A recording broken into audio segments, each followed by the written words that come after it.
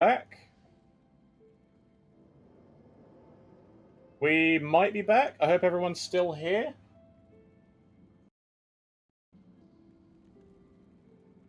That was bad. That just booted everything. Every part of my Twitch closed down. I'll keep your stash safe. That's really annoying. I swear, the internet provider that we've got is just not doing their half of the job. Bad times, man. Bad times. Alright, we're gonna keep going anyway. I'll keep an eye on this.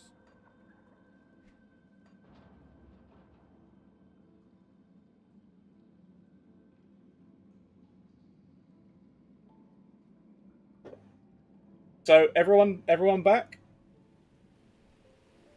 Everyone hear me fine? Stream looks fine? It looks fine on my end.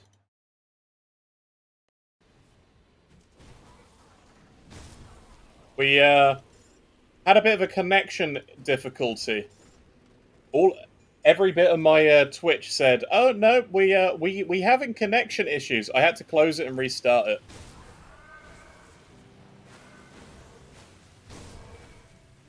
Yeah, I don't think we'll have damage issues either, even if it's on 2 seconds.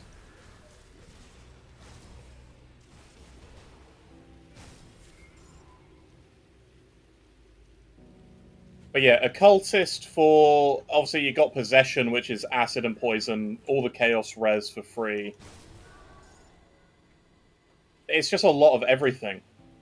This build gets a lot of everything for free. Life regen, DA, OA. Oh, a Colossal Fortress. I don't see those very often.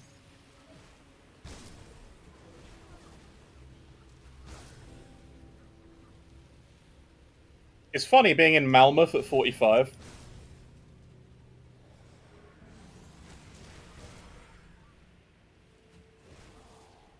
Yeah, we'll probably max vulnerability around 70 to 80. Because that's where I think we're going to need that. Definitely before 100.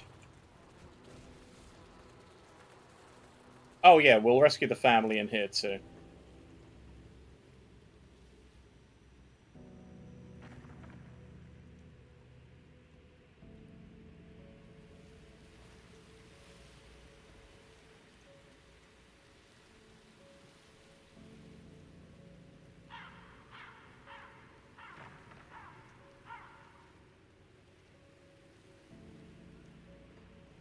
Wait, what? What do you mean yours?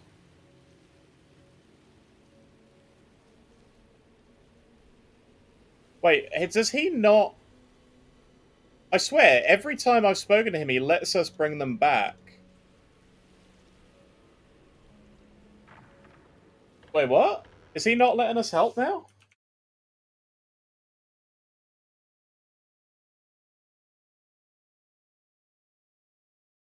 Uh...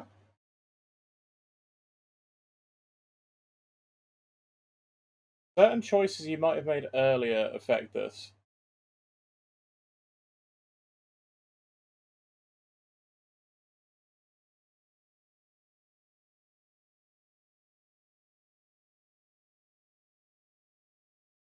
Interesting. It's completely random. Ah, okay.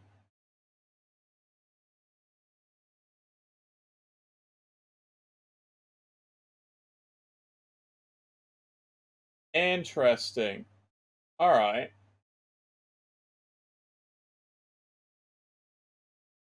So it's completely random if you need to kill this guy or save him on each difficulty. You can select the same dialogue, your crazy step away from the kids. We don't have time for this. What do you mean yours? Calm down, I don't mean any harm. I'm not one of those monsters. There's a refuge in the sewers. What choice do you have? No, don't. Alright, we're killing him. Their eyes are wide in horror. Why are you fighting? Stop. He just Molotov the kids. Bye. Why did you attack Mr. Nico? We were until you killed Mr. Nico. Sorry, kid. He didn't really leave me a choice, did he? We tried each thing, and he still wouldn't come with us. Oh well.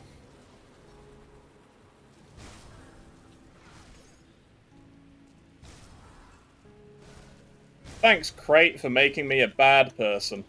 But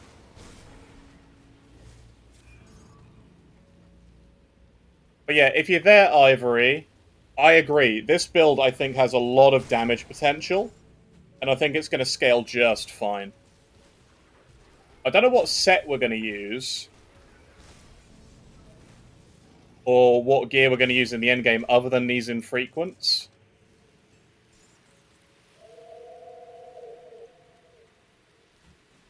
But we have I think we're pretty much maxed out our Fizz Res. We will be maxing out Fizz Res very easily.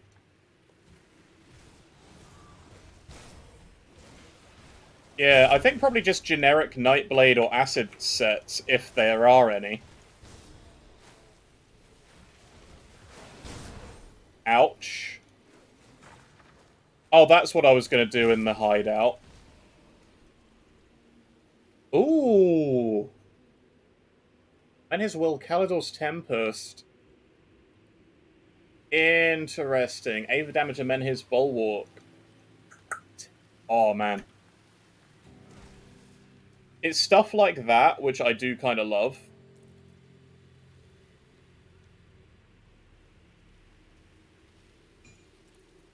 It's two-handed, though.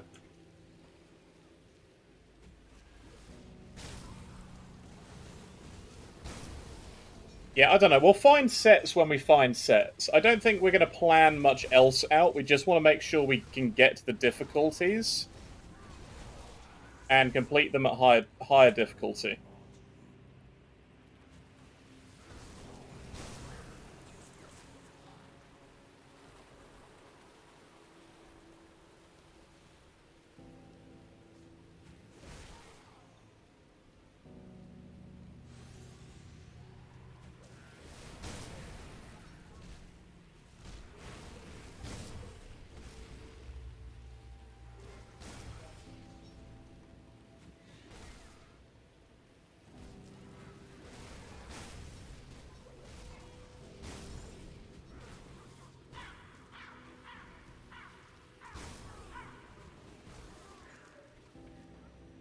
I mean, honestly, we're not doing badly at all.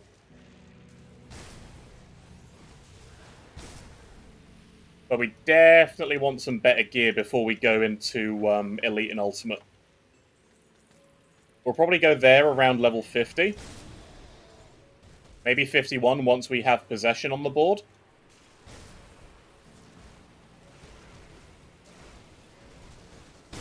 Oh, that was nasty. We got right stuck in the middle of all that lot.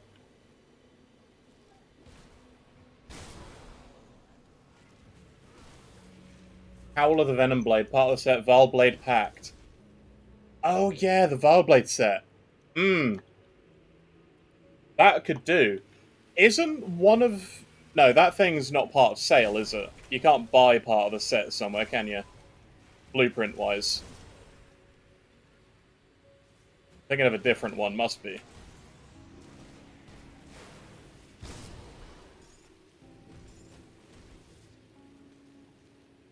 Vileblade Pact set. Oh, hang on, there's a corpse here with a note on it. Heavy Bascinet. Let's start looking at gear again. Bleeding Res, Lightning and Ellie Res. We can't afford to change our badge.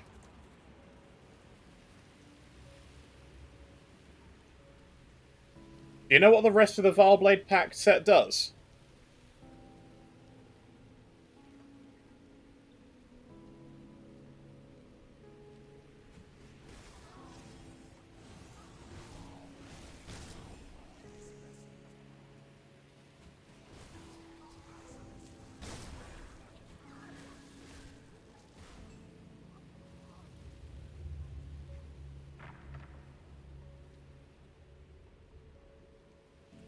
Okay, so actually we've unlocked the Mammoth Resistance now.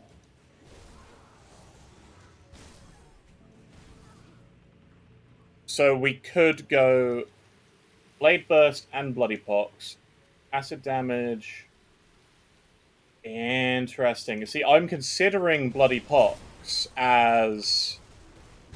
I know it has acid damage attached to it already, but it's also a health drain.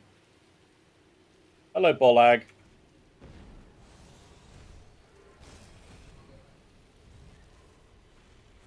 More Fizz Res to Possession. Oh, boy.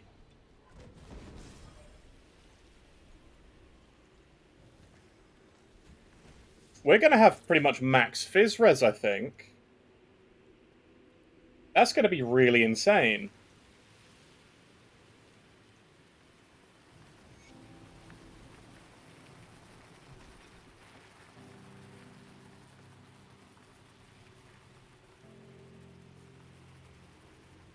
Read, my friend. To lose hope. Read. We'll meet you there, buddy. If you give me level 46, I'll be out of your hair. Let's read a Bloody Pox. All skills in Nightblade and Oathkeeper. Okay. See, if... I think there are two ways we can go about doing this build, right? If you're the Ethereals do more than just slaughter us. Yeah, we're not going to destroy those wagons. We smashed one for you. We're not doing the rest.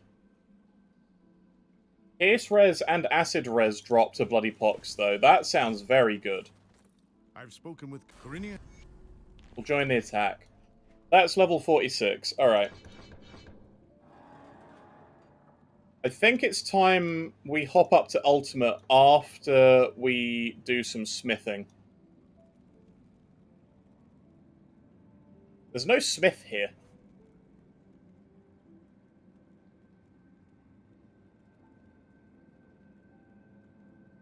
Good tool and a hot flame. Once I get a fire going... Okay, oh, that's going to be upstairs. Right, let's... Hopefully it is target farmable. That'd be nice. Too much in this game is not. Vileblade Pact. That does sound great, actually. But yeah, there is two options that we've... Well, three build-wise that we can do. One is what we're doing now, which is obviously the Acid Ring of Steel. Hey, that is the set that we want, absolutely. What's the chest armor? Hey, got any more scrap metal?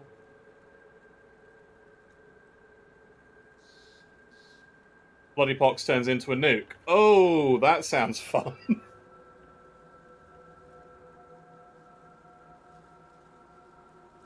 Oh, man. Okay.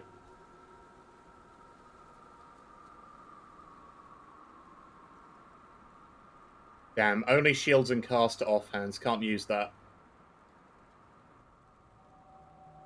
Alright, so... Here's the thing. What I'm seeing there is that the set boosts Blade Burst a lot. Does the set have a weapon?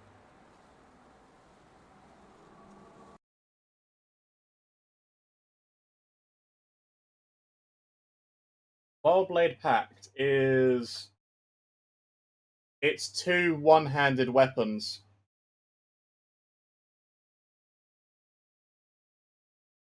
That is true. Wait, it's still... Wait, what? Yeah, the Vileblade Pact has a one-handed mace and a one-handed sword as part of the set. It's all good, man. It's all good. Oh, don't worry about it, bud. I'm gonna look at. I'm quickly gonna look at Acid Legendary sets.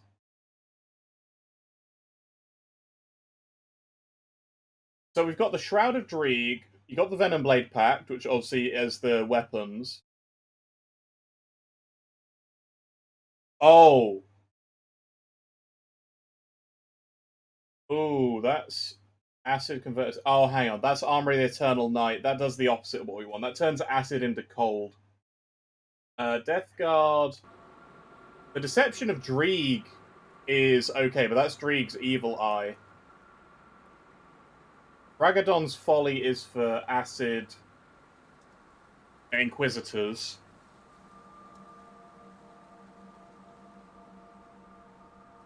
Defender of the Three is a shield, so we can't really use that.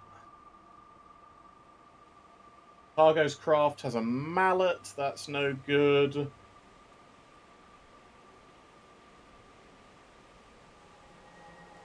Light Lord is Empyrean. What do you think about the Corvan Dune Fiend? Admittedly, Eye of Reckoning is obviously not us, but it also has skill recharge to Shadow Strike. Shadow Strike converts to pure acid, and it has a -4 skill recharge to Blood of Dreeg.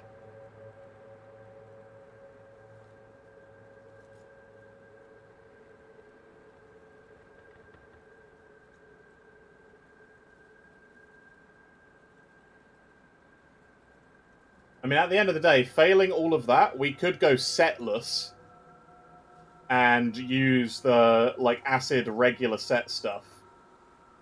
Because there is, like, the Venomancer Guile. I know that's good because it's got +2 to Blade Burst and Decay. The Hood of Dreeg set, you could use most of the Dreeg set, to be fair. The 5th bit is only casting speed.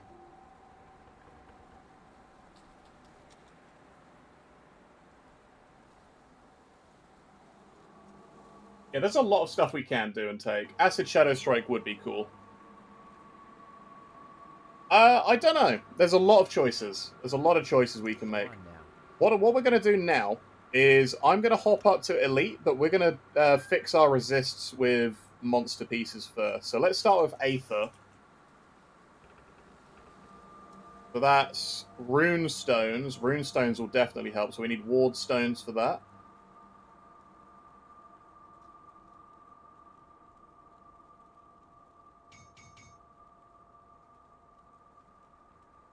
We'll do that. We'll stick that in our hat.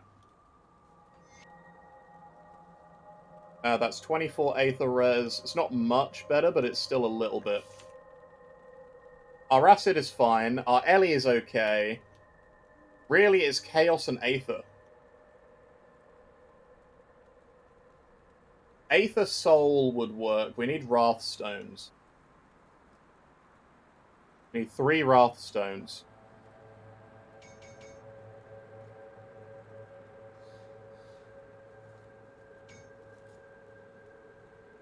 We'll stick that on our amulet. Again, that's 40% Aether. We'll be okay with that. And then Chaos. Want a little bit of Chaos. Find Leaf Chaos lower to like Homestead. It probably would be. You don't really find any Chaos damage until you go past Homestead. Everything up to that point, unless we want to fight Salazar, is Aether Res and Ellie. And Acid. There's a lot of Acid, but we can just do this. We can just press number 2, and our Acid Res is maxed. I'll do the best I can with what I've got.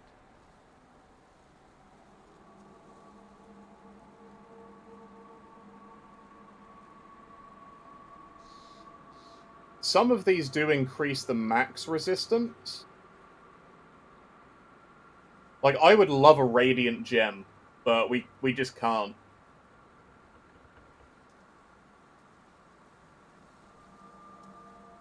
Tough choices. Yeah, alright. We'll do one more Aether Soul, and we're going to put that on our medal. There's 3 more Wrath Stones. We don't have enough to do Wrath Stones, and... yeah, we need more Aether Crystals. Bring me back any. We can easily go get some of those, though. There's a super easy farm we have access to. It's what I recommended to somebody else on stream the other day. All you need to do is literally walk up here.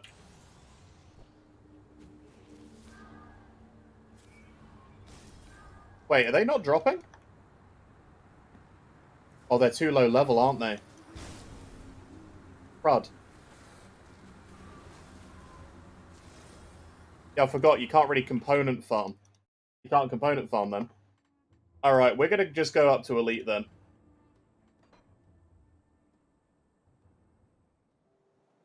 We'll do a quick res check. Alright, that's not too bad. Still drawing. He's The resistance hasn't dropped too much. That should be fine. Right, we're going to do all of the quests for the XP. We're not going to Ultimate. Not yet, at least. We learned our lesson.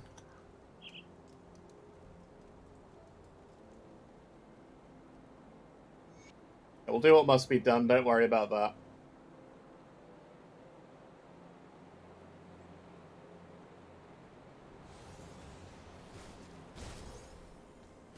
Yeah, we've got a lot more damage than the previous Nightblade did, too.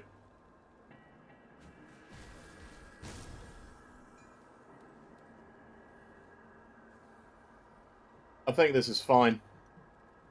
Oh, and the road is clear. That's nice. Barog, where are you?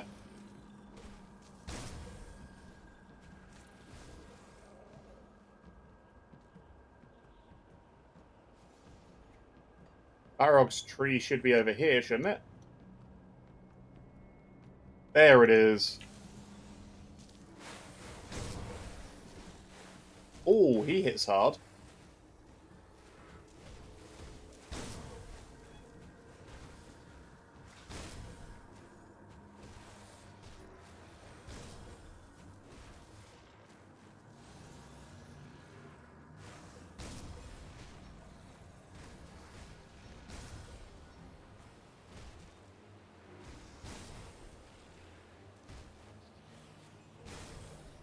Nice. AFK and came back and was dead. Oh no. New patch? New patch is great. Even like the only controversial mechanic being Sunder, I don't mind it. I've not found it to be much of an issue at all.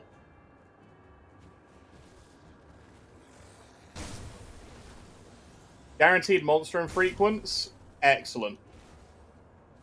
Hey, that's good to hear, man. We've just we just hopped up to Elite on hardcore. Super safe hardcore builds? None. Very hard to say. If you're looking for a really safe hardcore build, Oathkeeper, Soldier, Warlord is safe. Occult, any Vitality caster is fairly safe because they leech back a lot of life. Although they got a little bit of a nerf this patch because Life Leech got nerfed a touch. Warder, so Soldier, Shaman, tons of life regen, but you're stuck in two-handing. What we're doing is very safe so far. Because we have, like, 2 big heals we can whip out anytime we need to.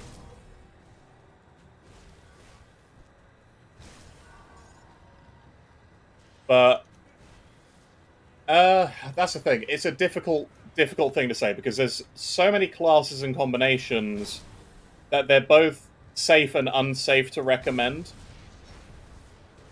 Like, Inquisitor is really tanky, but it only gets tanky once you have all of the passives and, like, Aura of Censure and gear set up.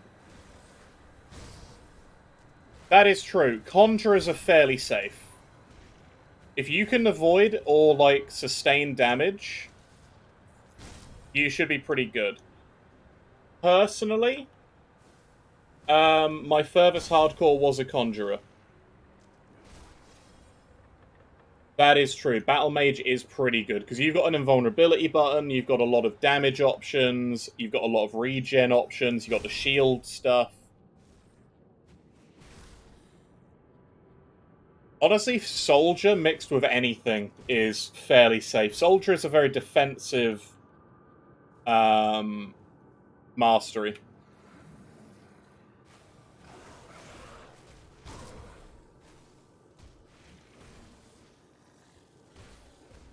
I do love Soldier.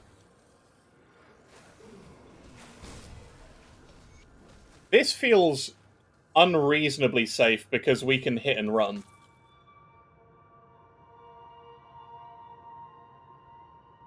That is... Death Knight is so ridiculous. The thing with Death Knight is it has the leech behind it as well. Although if you want a classic, I can't remember what it's called. Going Demo Soldier. Demo Soldier, Fire and Blade, basically. It's not hard to make your own build. The only thing you want to keep in mind, like with Grim Dawn and pretty much any ARPG, is follow the standard rules of like build making. Pick a damage type, stick to it, and build your defenses. If you can, the thing with Grim Dawn is you also want to look at ways you can lower enemy resistance. Because debuffing enemies is almost as important as buffing yourself. Ow. So I'm actually winging it myself completely with this build here. If you want a really good website that will help you with like anything that you could possibly want to do in Grim Dawn, Grim Tools. Just grabbing a link. Grimtools.com. That has every item in the game. It's got where every monster is, where everything can drop. That's a guaranteed drop. Yes, that is true, Ivory.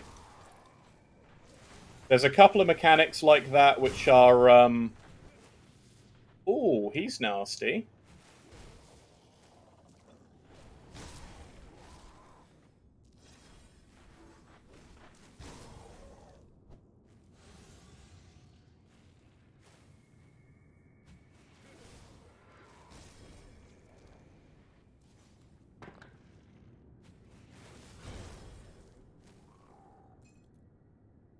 There you go. That's the, See, this is what I was considering, Ivory. No. So, the Pasquale's Tails, after you hit level 20, come with poison damage to execution as well. So, if we were to go back to doing a Shears build, we'd be using a Pasquale's Tail and something else. Yeah. And because it's execution and Shears... No, it's just nobody ever goes to fight Pasquale above level 20, right?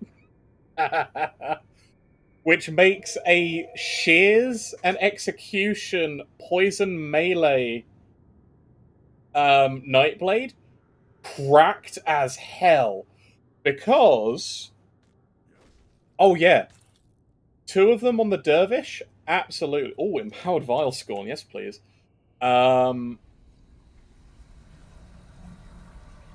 I wouldn't use 2. There's the thing.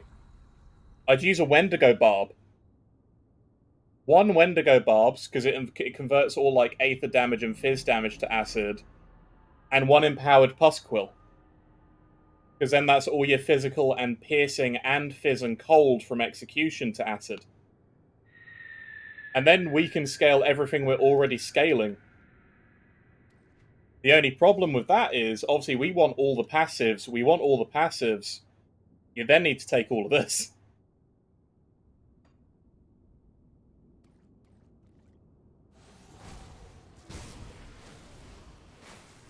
Oh, that's painful. No, no, no, no, no, no, no. We are not ripping on the first totem we touch. Why did it spawn Wendigos? That can freeze us. That's unfair. That was close. Proc chance of execution. When it's maxed out? I'm not sure. Actually not sure on that.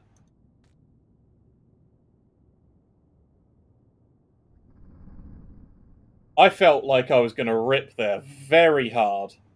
When we got frozen, I was like, no. No! Oh, Handguards of Perdition. And Night like Plates of Valor. That's good.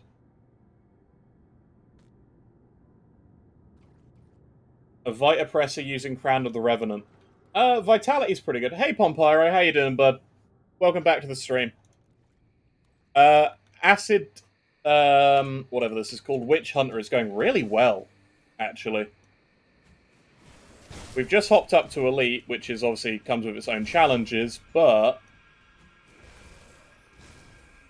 I mean, we've got a lot of everything we want.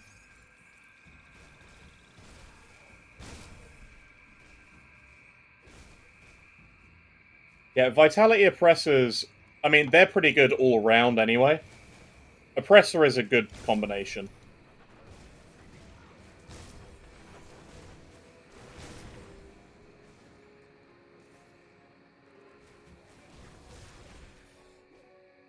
Just watch the health drop down.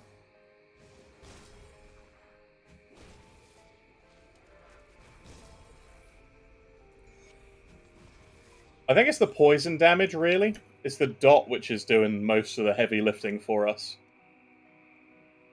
It feels good. That's the thing. It doesn't feel as fast as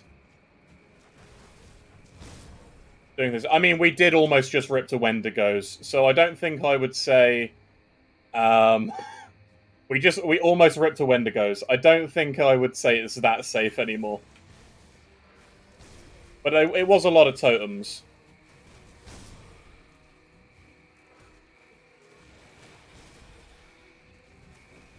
Yeah, big groups of Wendigos are always fairly deadly. And I did get frozen. It's because they had crabs in the middle of them as well. Fire, res, fire, pierce, lightning, poison, and acid. Ooh. Ooh, that's a nice pair of boots. Yeah, that boosts our res. That's good. Yeah, Wendigos with crabs. That was a very nasty combination. The fact we survived that, because we can do damage while we run, is good.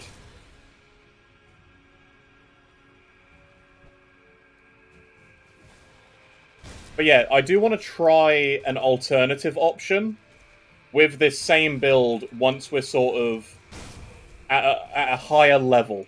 I'd say probably level 60, I'm going to respec slightly. Or whenever we reach the Ugden Bog for the second time. And we're going to try the other version of this build, which I'm hoping to do. Because there's two ways of doing this, right? You can go Ring of Steel, or... It does. Green Ring of Steel looks sick. The other option is Blade Burst, but ranged.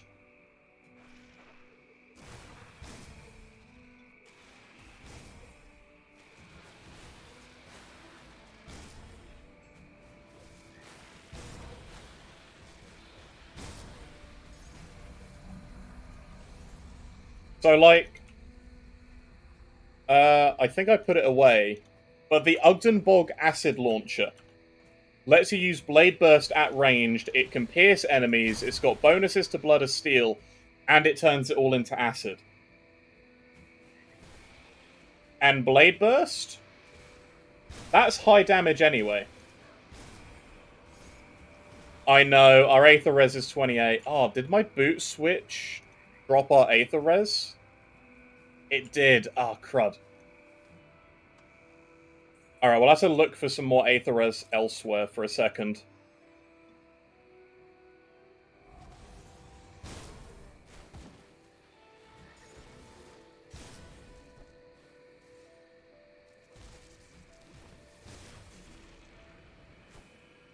Ow.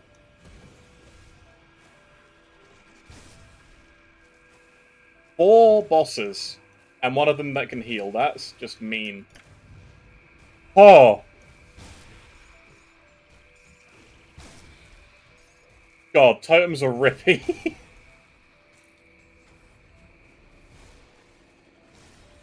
That was rough. Still, lots of loot.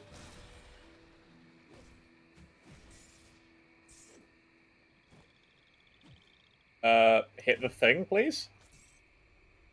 Javuk's Bite, Cold Snap, the Back Scratcher, Silk Touch Hand Wraps. Strongest Pet. Oh.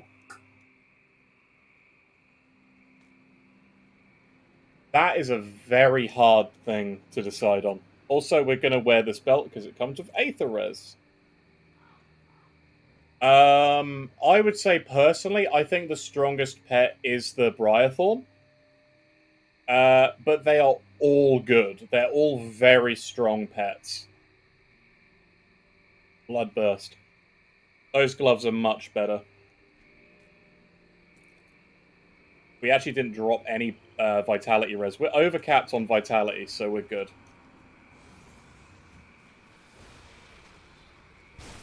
Yes, Beast Caller set, you get 2 of them. That sound! Oh.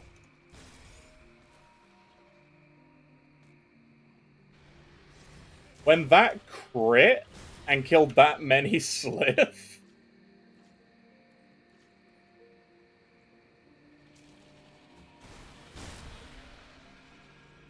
Yeah. Beast Caller is a level 94 set, I think, so you gotta get to 100. But I would probably say, if you don't just use one pet, Beast Caller is Briarthorn.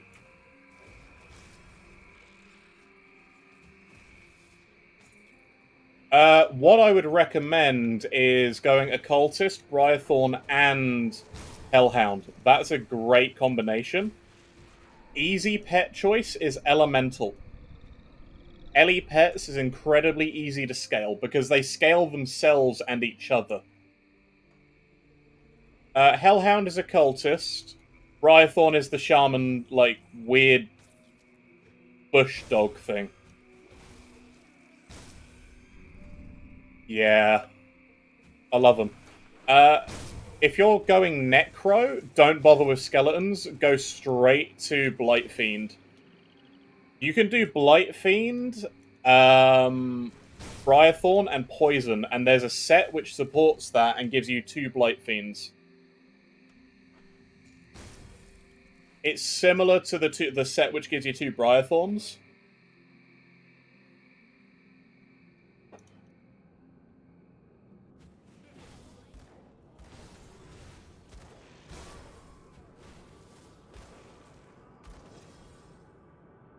I completely whiffed that. You're making that far, though. Are you in hardcore?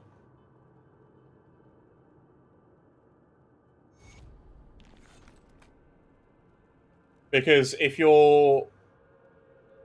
Oh, you don't need to worry about getting the sets that easy, then.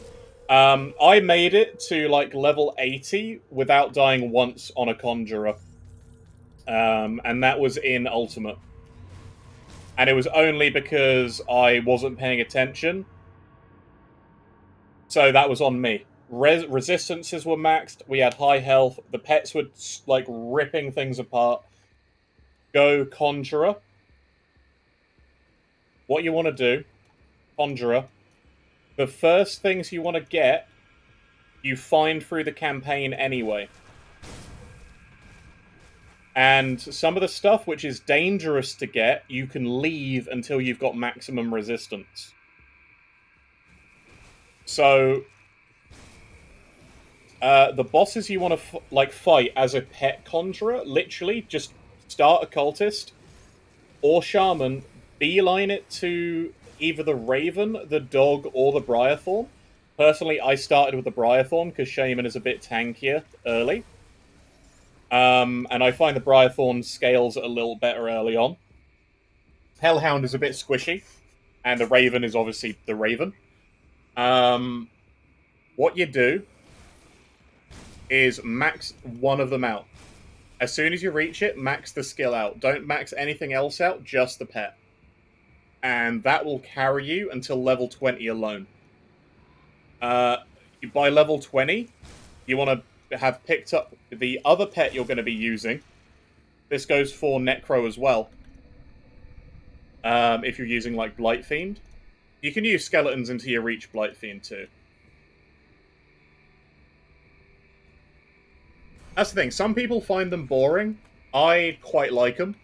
It's one of those things that people like or hate. I know some people can't stand melee, and some people can't stand being a spellcaster. It's all just personal preference. I like, it depends on the pet build that you want to go. At the end of the day, I think if you want a pet build which you don't need to do anything, you don't need to, like, worry about getting a really powerful set to do content. You can actually use it to farm sets and hit max reputation. Playing a Conjurer. Actually, I'm going to quickly switch over to my Conjurer, and I'll just show you. Mulchman, hello.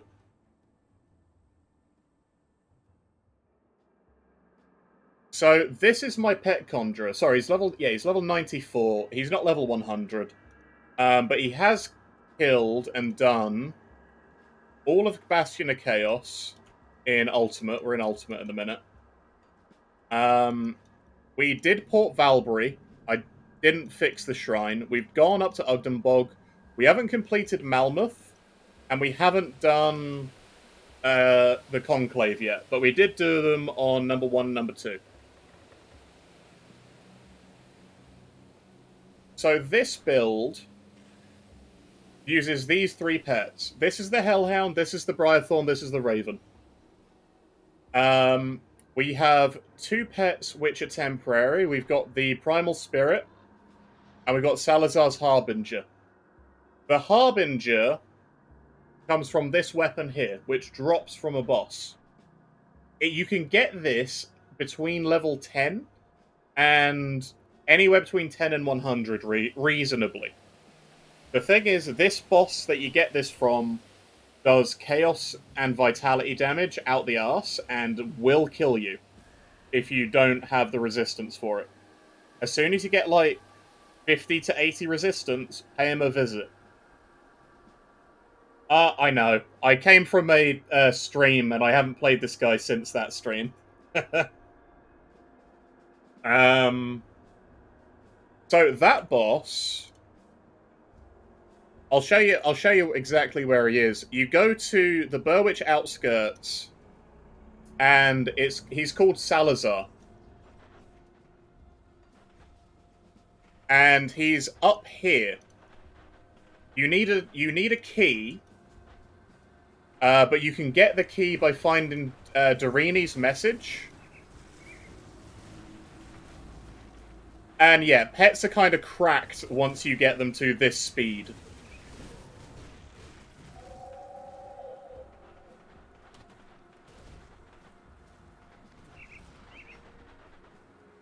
So I started as Shaman, and I literally put the first 10 points into Briarthorn. I maxed this boy out as fast as possible, because I had rings that gave me +2 to Briarthorn.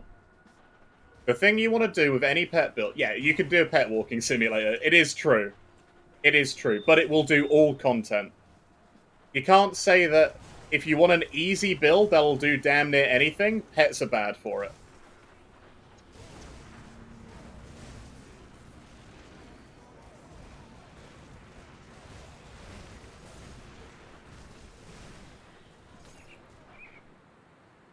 But yeah, you could literally walk them to any boss.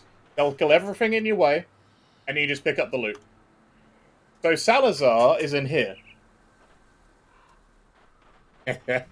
I know what you mean, Pompyro.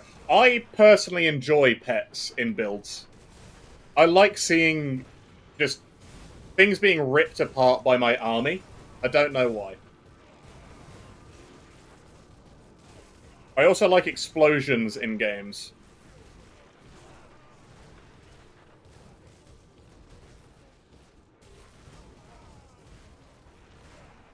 So this is literally not any set pet build. This is just a elemental conjurer that I made myself over the stream. And it works based on itself, right? And I'll go over it in just a second. We're gonna go kill Salazar. He's literally just in here.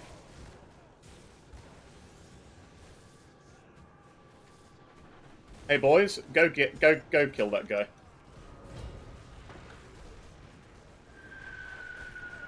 The rest of my pets are outside. Yeah, you just watch his health just drip down. And he drops this blade. And that's actually an upgrade for this build. Oh, thanks, guys. You made me go get an upgrade for my Conjurer. Yeah, so what you want to do is get one... Must do to conjure Primal Spirit. Yes, let's go. It comes with Hellhound and Familiar +2, which makes it one of the best in slot, if you're, like, leveling. And just in general, because you also get Call Forth the Harbinger, which is obviously this pet here. He casts an aura, which gives your pets more chaos damage. How do I get him it again? So you want to go Burwitch Outskirts. Yeah, he 100% drops it now. Oh, so there's a guaranteed way to get the key. What you do is go to Burwitch Village, which is here. You run this way. You run up these steps and into this house.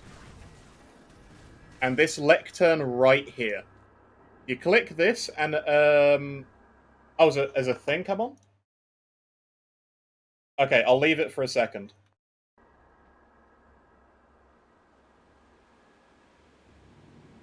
This podium here is clickable.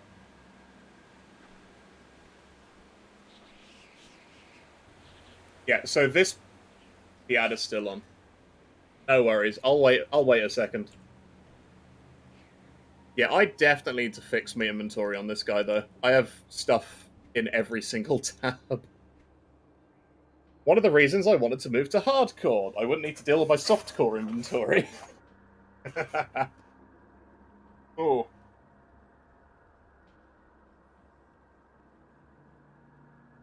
My shared stash is full. That's the bad part. Welcome back. So, just from the portal here again, as soon as you reach Burwitch Village, you come here. You go to the right. Straight into this house. Guys, please, break down the door. This podium is clickable. You click this podium, and you get cultist orders. You take it back to Devil's Crossing, and you come in here. And so you can open doors, but not when your left click is Devouring Swarm. Bees can't open doors. And standing right here is an NPC called Durini. You need to do this before you beat Krieg and fix the gate to go to Cronley. Talk to Durini. Accuse him of being a cultist. Don't get aggressive. Don't threaten to kill him. Let him go, and he will give you the key as a guarantee. If you do kill him, you can still get the key, but you have to grind and kill the Chthon cultists. You have to grind and kill the Chthon cultists by that area. They have a chance to drop the key. If you talk to Durini with the cultist orders, let him go, he gives you the key as a guarantee. Yes, he dies later anyway. You fight him later anyhow, he becomes a boss. Yeah, let him go. He goes and joins Cronley, and then you get to go and kill him as many times as you want. Basically, let him off, and he gives you the key to that place. Yes, exactly as Pompyro does. Don't kill him. Yeah, don't start Act 2. If you come over here and fix the bridge... If you fix the bridge to go towards Cronley, he will go and join Cronley, and you can't get the key for free. You do this on every act, and as soon as that place is unlocked, it's unlocked permanently. And that's where you get Salazar's Blade. Bloodsworn Signets drop specifically from one of the bosses. It drops from the big boss in Dark Veil Gate. Not this pendant, that's actually a rare drop.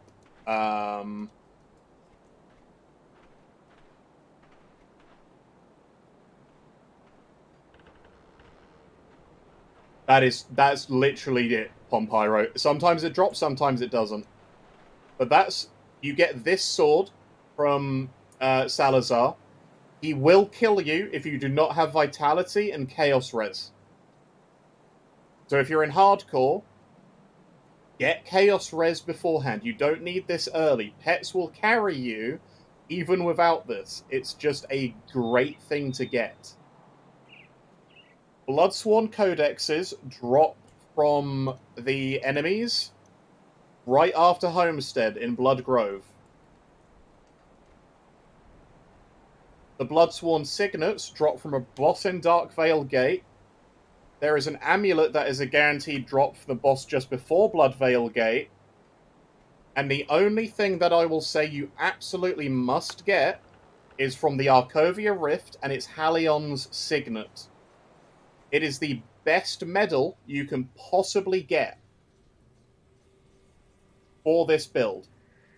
And you can get this around level 20 to 25. You go in, you basically come straight here to Old Arkovia. You go Old Arkovia Rift. You run straight up to the mine entrance, and it's the boss in that mine. He is a guaranteed drop for it now. You get the Crest of the Untamed. You get Zarya's Pendant, 2 Signets of the Untamed, Salazar's Blade, and a Codex. You have 0 issues as a Conjurer getting to 100. You then just get everything else to be Resistance and like Fizz Res, Armor, everything else. That is all you need. Like, there are uniques which give +2 to Briarthorn, +2 to like Conjure Spirit, +2 to Familiar, +2 to Hellhound. If you get 10, absolutely. Old Arkovia. So obviously Devil's Crossing, you do all of this content with 0 issue, right? Because Max a Pet, they will wreck Krieg. Make sure you get the key. You don't need to do it right away, but get the key. You go through all of this area, 0 issue. As soon as you reach Old Arkovia, which is where the Rover camp is, which is like Quaid and all these guys, it's part of the story. From this portal, you run up, like you're going to go up and around into Cronley's lair. And it is the mine entrance literally here. It's called Haffany Mine. The boss in here drops the best medal that you can use. And it's great for Hellhound.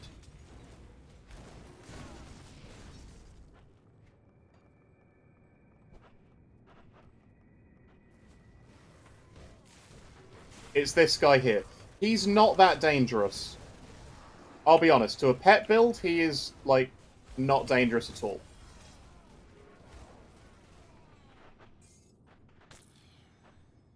Yeah, there you go. He drops this. Extra duration to conjure Primal Spirit, and 25% attack speed to summon Hellhound. Which is ludicrously good. Attribute points? I went pretty much all in physique, because as a conjurer, you get a lot of spirit. Cunning, we don't need it, because we use melee weapons. For amulets, obviously I'm using the Sovereign Ruby of Dominion. It's level 84. You're not going to have this whilst you're level. The amulet you get from the boss in front of Dark Veil Gate. The rings you get from the boss inside Dark Veil Gate. By this point here, you have everything you need, provided you've got resistance, to kill Log Haran with 0 issues. And all you need to do is max out either Hellhound or Briarthorn first. You get them about the same time. I recommend the Cultist because you can literally put 1 point here, max out Summon Familiar, and then have enough to max out Summon Hellhound. by the time Familiar stops working out well. As soon as you max out Summon Hellhound, pick up Curse of Frailty, put some points in Vulnerability. Either one of these is fine. You don't need this early. Then you pick up Shaman. You pick up 1 point in Mogdrogon's Pact as you're going to Briarthorn, and you max this. When all three are maxed out, so you max out Familiar, but once you get to 10 points, you take out the points in Familiar and you max Hellhound. Start with Familiar. Once you hit 10, take all the points out, put it in Hellhound. Then, once you have Hellhound done, come straight to 10 in Shaman, put 1 point in Pact, and then max Briarthorn. What I then do is I go to the end of this tree, I put 1 point in both of these, and I max out Primal Spirit. Between Primal Spirit, Briarthorn, and Hellhound, they will rip apart every single boss you find in the way. Once I've done that, I max out Primal... Obviously, I go a bit into Primal Bond, put 1 point in that. You then go higher in Occultist. You pick 1 point in Bonds, and you max out Manipulation. I take 1 in Dreeg, and I take as many Aspect of the Guardians as I can afford, because of the Fizz and Acid Res. And the fact that this applies to your pets. Blood of Dreeg applies to your pets. You can also grab Soliel's Witchfire and 3 points in here, which converts their physical to Chaos, but I don't recommend it unless you're building for Chaos pets. The reason this build works with 0, expensive sets or gear that you need to grind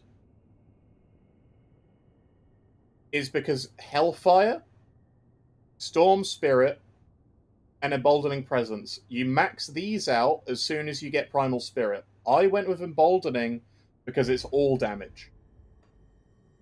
Then I went for Storm Spirit because it's a lot of flat elemental damage. And if I was going to go to 100 with this guy, which I might do, I'm maxing out Hellfire because it's fire and chaos damage. And this is what I call the budget elemental damage pets. Because they scale each other, they do a lot of damage, they're pretty tanky, you're pretty tanky, you have a heal on demand, and you curse, and you lower their Fizz res. Yes, I'm going to be streaming for a bit longer. I'm going to be streaming for about another hour and a half or so.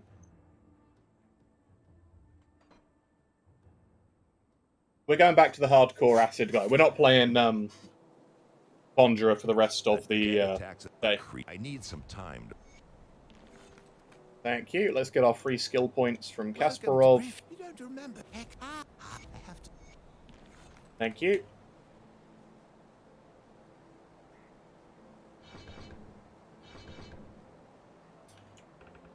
All right, that's good because we're getting closer to possession. Well, since this. But yeah, I love pet builds, and what I will recommend is on the Grim Dawn forums, look for any pet build that's labeled beginner by a player called Maya. They'll have a full written guide. I just think they're really, really easy to start now. Because all the annoying infrequents you should farm are guaranteed drops.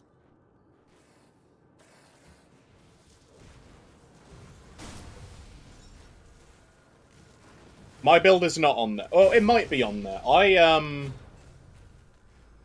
I did that by myself. I didn't really look at any recommended builds.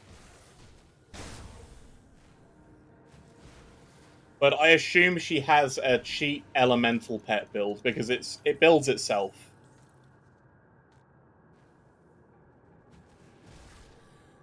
And in terms of Ritualist, if you want to go Skellies, you do the exact same thing, but you build them poison acid. Because Blight Fiend gives, I think, acid damage. The same thing, I would start Shaman. I started that guy Shaman because I prefer the Briarthorn early over the Hellhound and Familiar. Plus, it lets me then go grab the Hellhound. But if you want to be pets from like the very, very beginning, and you don't want to respec into it at like level 10. Gol Acid, yeah. Gol Set is great.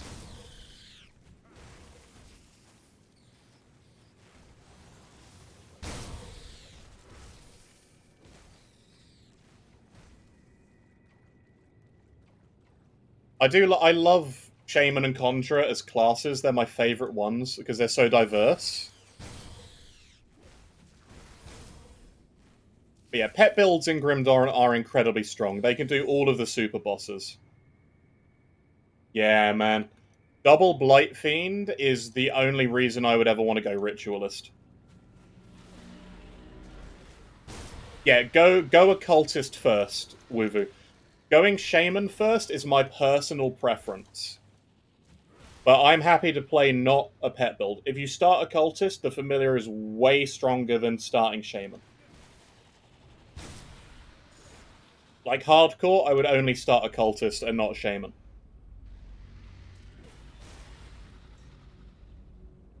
Primal Strike Shaman is baller. I just find that because you can get, like, by level 3, a level 8 Raven. And that thing will rip apart pretty much all of the content up until Krieg at level 8.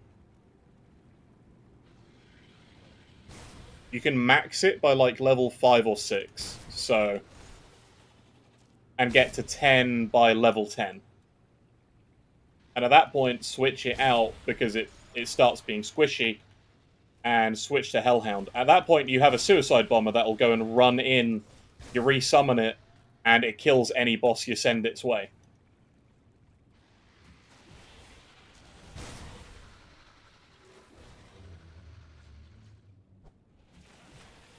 Hi, Vilioth.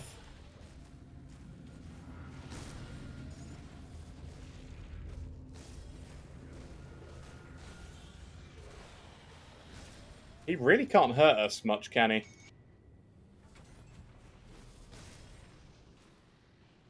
Oh, Mark of Oaths. That's a nice drop.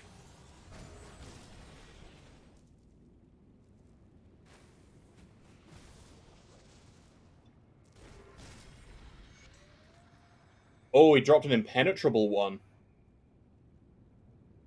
Ooh. 50 Pierce res.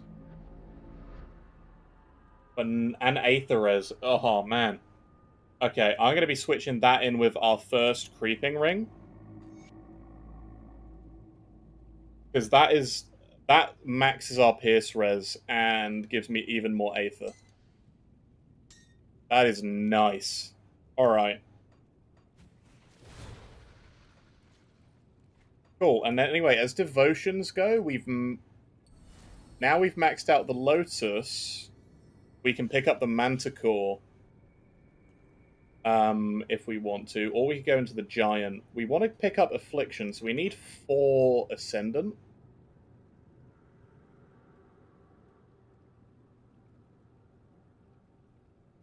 What will give me 4 Ascendant the fastest, and what has Acid? None of them. What have Resistance? The Throne. Perfect. We'll go to the Crossroads. The next 4 points go into Throne, and then we can pick up Affliction. After Affliction, I'm going to pick up the Behemoth and the Manticore. Yeah, because the Manticore will give me 1 more purple, so I'll have 5 purple. 1 more green, so I'll have 12, and then that'll give me 2 more as well. But yeah, picking up, like, Resistance from Empty Throne is great.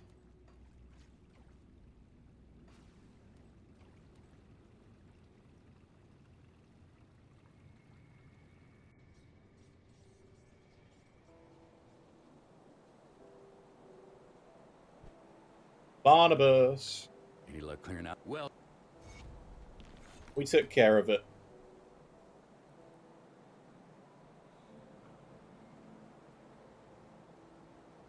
Yeah, actually, I'll do the Darini quest. Good. You're one of you Um, follow the. I'll do the Darini quest once we get to the thingy. The stun res is good, but having a free bit of, you know, Aether and Chaos never goes amiss.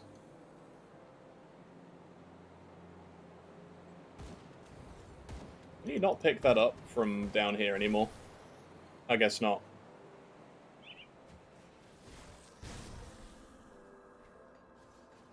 What am I doing? I can just TP. Or, and hear me out, we go pick up a Dreeg bit.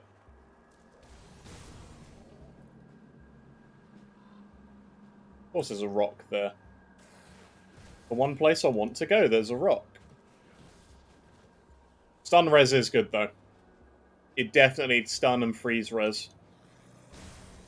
Unfortunately, we don't really have any. I'm going to a secret area.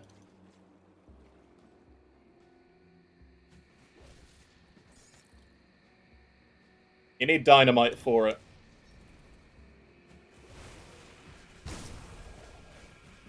I'm tempted just to do this part on this difficulty. Oh, yes, I forgot about those too.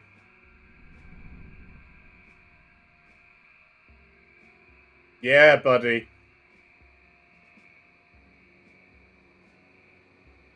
Hey, Ivory. Aggressive Rift Scourge Slicers. Acid damage to Shadow Strike. It converts all cold damage to acid damage, so that does everything that we could possibly do. That is a lot of damage. Oh. See, those are tempting to dual wield with just about anything.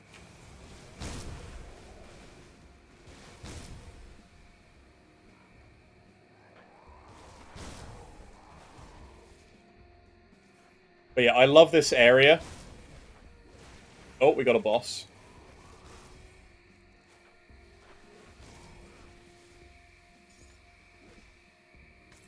Cool, our resistance is now no longer super terrible. Oh, that was another boss this whole time.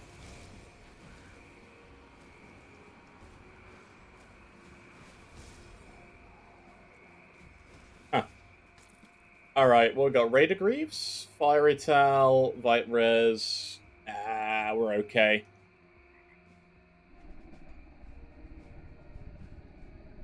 We just want to find...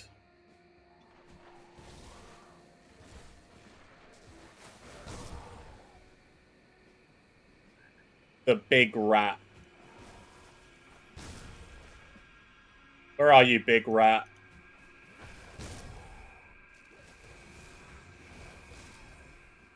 There you are. Cyanidreeg. There you go.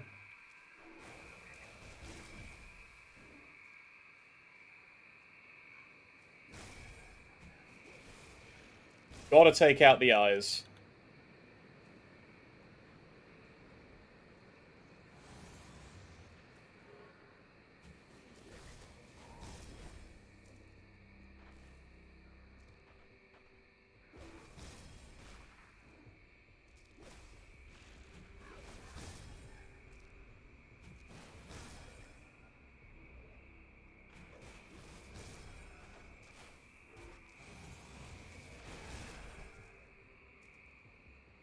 Yeah, watch out for the spinning eyes. They do a lot of damage.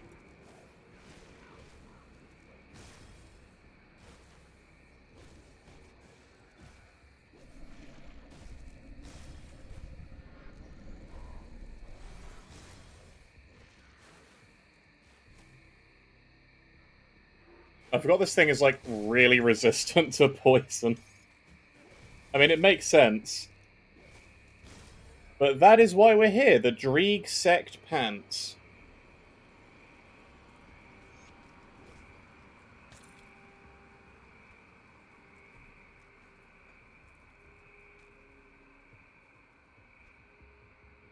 144 acid retaliation. Yeah, Mog Dragon with lightning. It does basically nothing. Chaos and poison damage.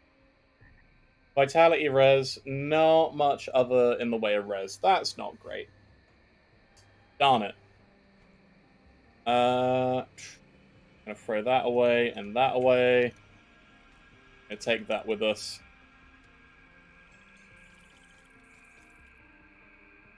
Alright. I gotta be honest. 100% honesty here. I'm not really feeling the acid. I'm not really feeling the acid Nightblade. I don't know why. It's just not hitting for me. I can definitely see this would be a strong build, but it just doesn't feel Got something you need stashed. interesting to play. There's a lot of stuff for it. I just don't think it's for me. Dual-wield auto-attack was very fast and very fun because it was very in the face of enemies. This, I don't mind. I love the shink sound. It's very satisfying. But it just doesn't hit. It doesn't hit for me. We have everything you could possibly want for this, so I might put this guy down. I'm not gonna kill him.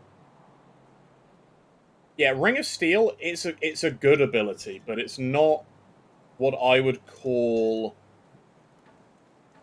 what I want to play. The cooldown of it and the mana cost suck.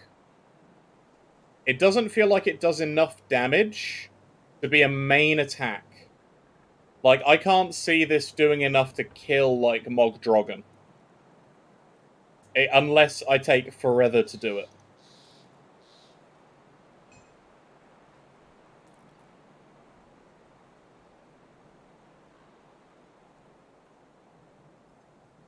I really like the idea of the Belgothian shears. Because that weapon is insane. So looking at, like, what we've got the Pusquill's Tail, and we can go either Rift Slicer or Wendigo Barb. Rift Slicer would be more aggressive because it's Acid Shadow Strike, and it converts more cold to acid. Pusquill's is converting Belgothan Shears and Execution to acid. And also, obviously, the Execution. And then it also gives more poison and acid res drop to Curse of Frailty.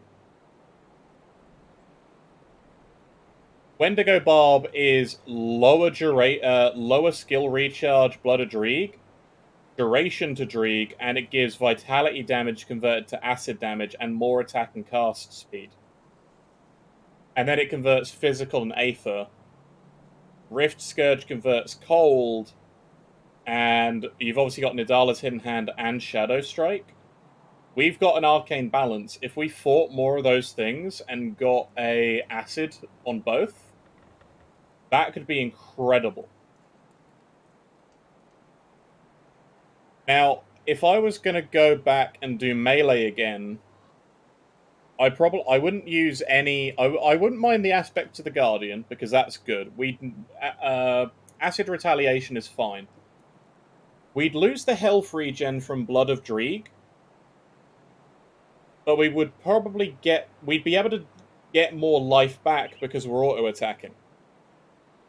Because we're weapon attacking, right? Back Scratcher, that is such a stupid looking weapon.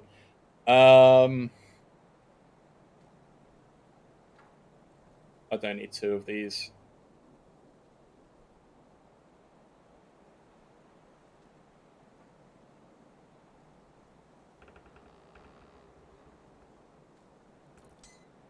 I think the Ring of Steel is not bad. It's just not for me.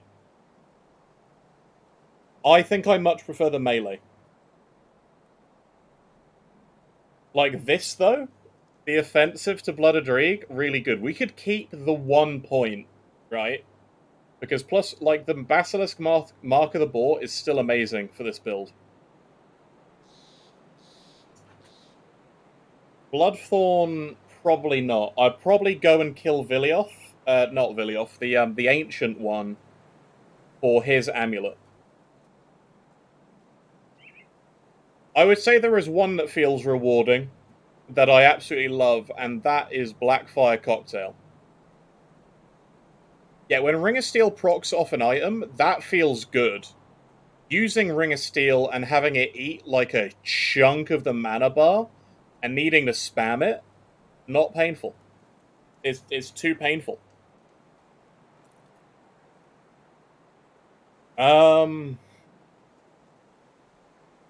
Having, like, melee as a better option in my head, I think I'd prefer switching to melee. So I might switch this over to melee using a Pasquale's Tail and one of these two. And we'll see how that goes, because they both have attack speed on. We're going to be hitting very fast. We have a lot of flat damage. We can go get another Vilioth's Ring if we really want to, but Aspect of the Guardian is nice.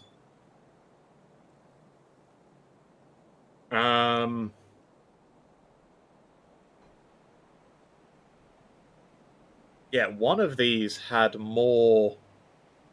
Yeah, like crit damage to Blood of Drieg and Ellie damage converted. So between, like, the Putrid Necklace, a high tier one, we could even switch the amulet to the Ronasparax's Sting, because then we get our retaliation damage as flat damage, and also weapon damage to Evil Eye.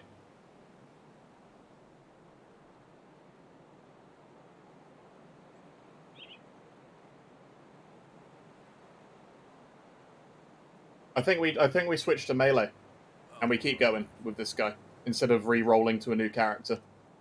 We'll switch to melee and see how that is. Also free XP. We're not going to mix anything around here because the Occultist tree is still fine. It's just the Nightblade tree. I'm going to take some points out of Justifiable Ends.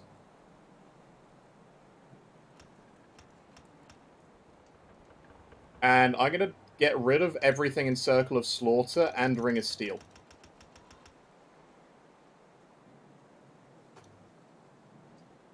Safe journey. Oh yeah, I need to take it off my devotion. What troubles you? Farewell. So, we activate Jewel Blades, and we max out the Shears. We max out Hidden Hand. We put one in Quick Cut, and one in Whirling Death. And we put the last two in Occultist. And we're going to switch from the Crusher. Got something you need stashed? I'm going to stick the Crusher away. And what we'll do is I'm going to put a Gallstone on one of our weapons. And then the other one, we'll put one of the max res Keep an eye on this. items. I'm also going to change the look of these weapons because they look stupid. I like the look of Slithbane for these because it's like dual-wielding daggers. And all of these look kind of meh otherwise for this build. Like, that's cool, but it's too long.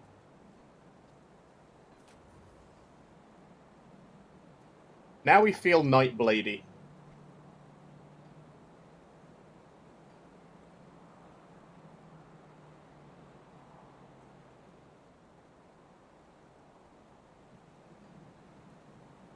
Rogue with plate mail. That is right, we are wearing plate mail. We need to fix that too.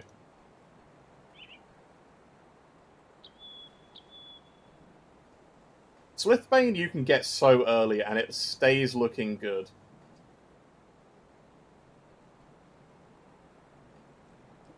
We don't have that many good looks yet.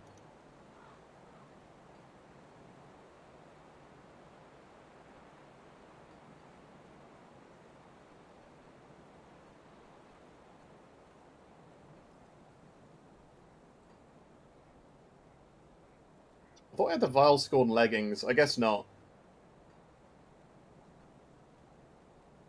There we go. Now we look like a rogue. Alright, we've switched back to melee acid. And actually, we're almost level 50. We don't have a smith yet.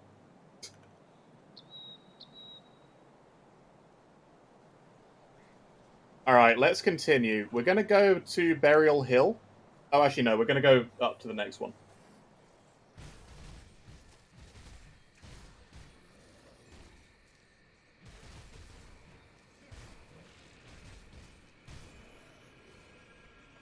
Devotions, right. We're going to put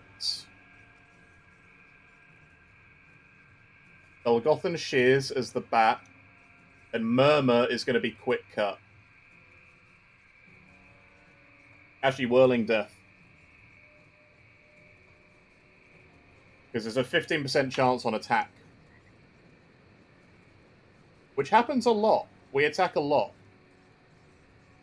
I don't think most of the armor is ugly, I just think it's not suitable for every class.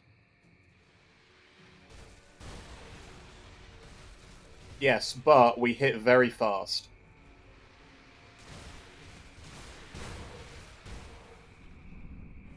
Okay, yeah, that's good. I'm happy with that.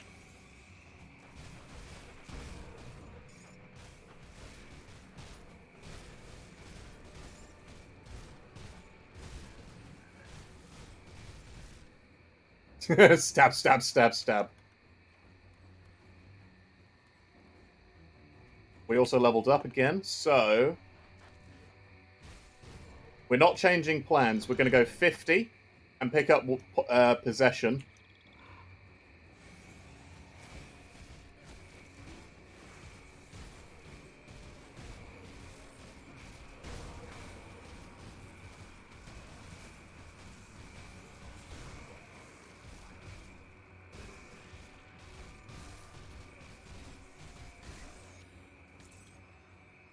Interesting.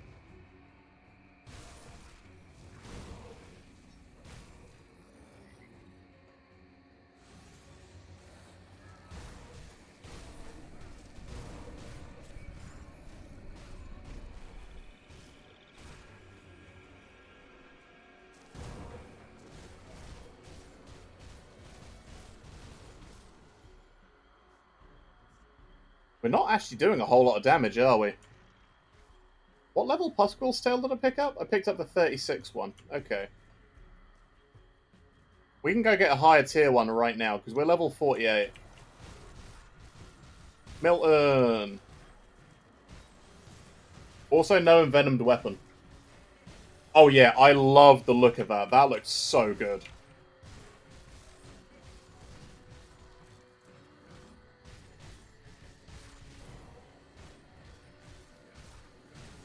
I didn't remember to use components. We don't have our smith yet.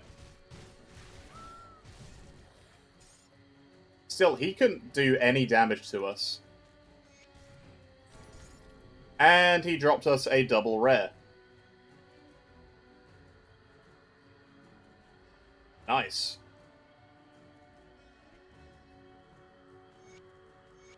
He just dropped us Physique, Cunning Spirit, Defense Ability, Move Speed, Ellie Res, Reduced Stun and Reduced Freeze with Fire Retaliation. Darn shame we can't really afford to use that.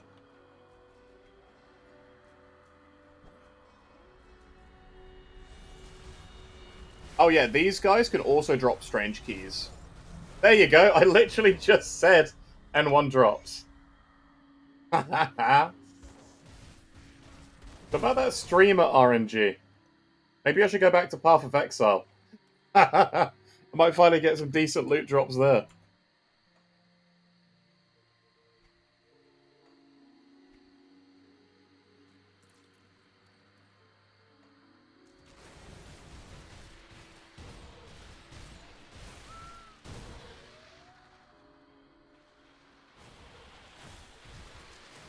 Now, I am tempted to try the Ugdenbog launcher and use Blade Burst as well. We might try that as an option.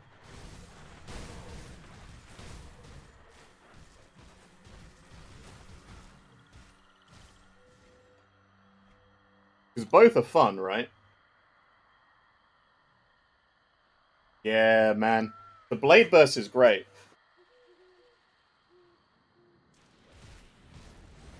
Because it just hits in an area. But the Ugdenbog launcher looks like it is going to make it ridiculously good.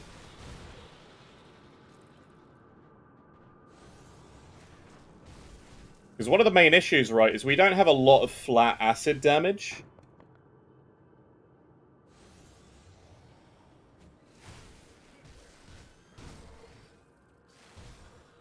Weak Acid Nightblade's real man's character, like a physically savage warder.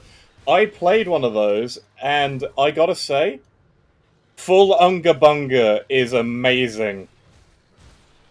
Troll Crusher, big, beefy looking, I'm gonna beat the ass of Chthon kind of guy. It was very fun. I have a stick, and I'm not afraid to beat demons with it. That was literally the first thing I streamed when I came back to Grim Dawn 2. It's hella fun. It really is. That is true. And the thing is, the buffed health regen is savage. But I have already said the next build we're doing after this guy... Oh my god, we are tanking. Damn, we're tanking. Oh, +2 to possession. Nice. Assault handguards. Can't afford to switch. Where were we? What were we putting points in? Oh yeah, we went purple. We were going to go into, what was it? Was it out? No, it was the throne. Yep, throne. I have a 5-second memory. It ain't good.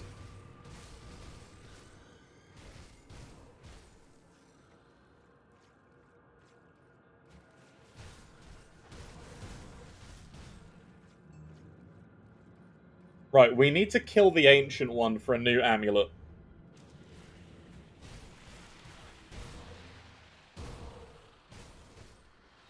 When Shears goes off, that is when damage gets done.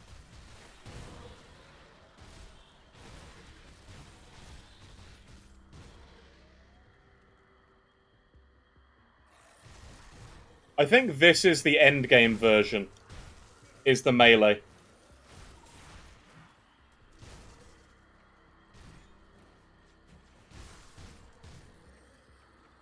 Because, I mean, look at that. It just shears them down.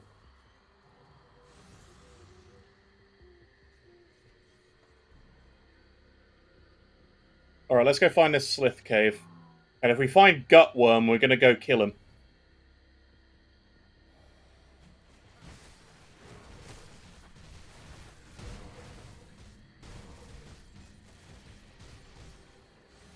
And we don't have Execution, which would be doing even more poison damage.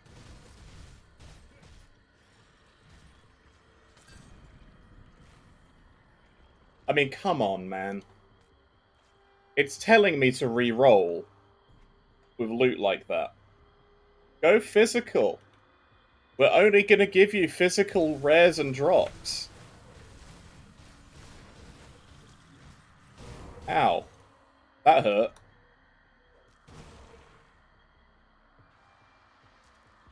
Ah.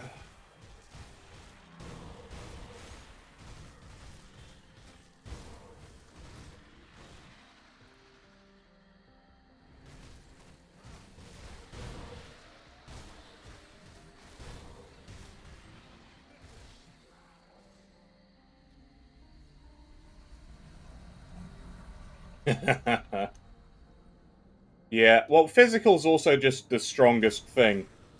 Because there's no boss which is particularly strong against physical. Like, they're all about the same when it comes to resisting it. And you have things which will drop armor and fizz res as well, so... I mean, it makes sense.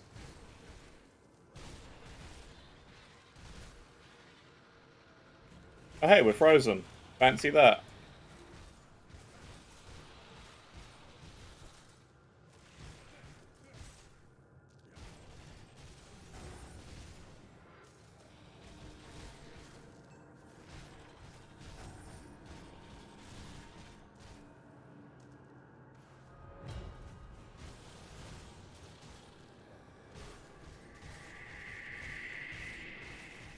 Man, Shears, even when it's max, just has such a low chance of being used.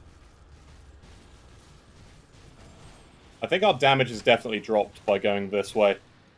We were doing more damage with the Wheel of Fortune.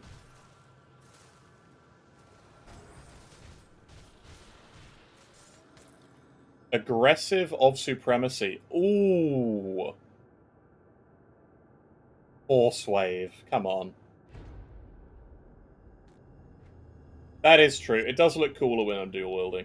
And that's level 52, so we can't even use that yet. But that is a nice amulet.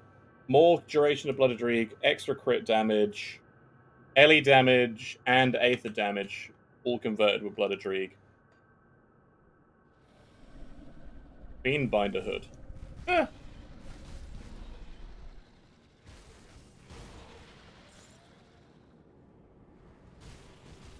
Alright. We're going to try the Ugdenbog launcher. We're going to see how that feels. Dual wield looks cool as hell. But it does feel like I'm hitting them with a wiffle bat right now.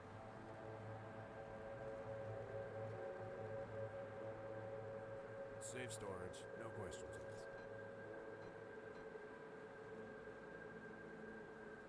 Because this... Lots of bonus to Blooded Reek.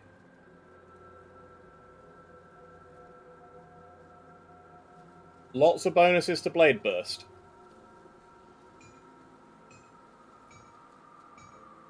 And it does look sick as hell. We don't have gallstones. Is a small pain. We do also have the Perdition set, but we can't use it particularly. And I'm actually going to equip our Ronus Brax's Sting.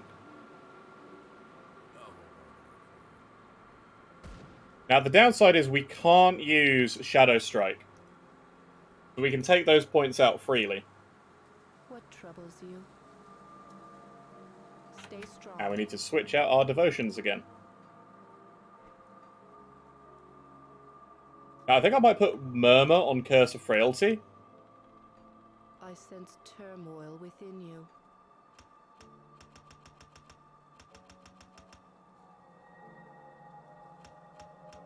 Stay strong. And here we max out Blade Burst.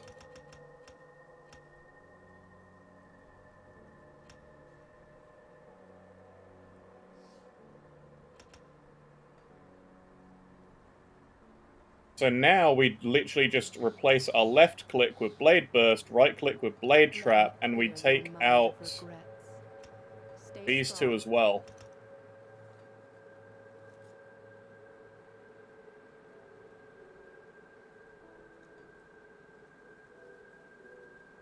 Because we can keep things there and shoot through them now. We'll try this out.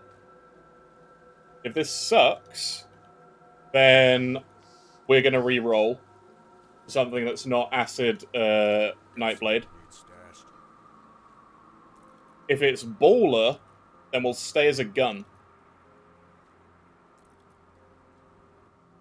I'm also just going to transfer everything over, because, yes, why not? We're not doing that much crafting.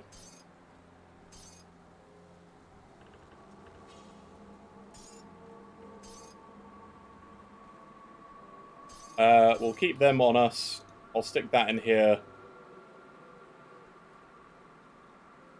But the next build is going to be a gun build anyway.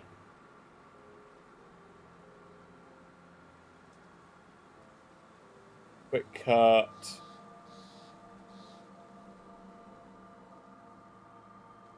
Yeah, we don't need the swamp pants anymore. What we do want are these Vilioth rings back. I'll keep an eye on this. So now Blade Burst is 22 out of 16. That's a lot of acid damage as a bonus that it gets, and it gets all of our main hand damage. Rotneck Oppressor is fun. Yeah.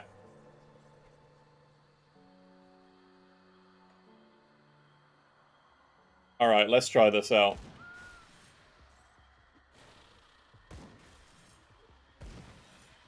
Okay. I think that hits.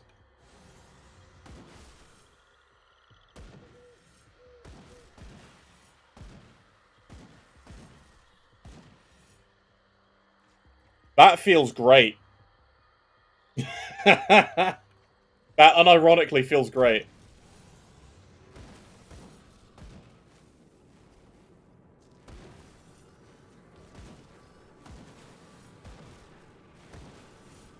Like, also as a gun build, having this much acid retaliation.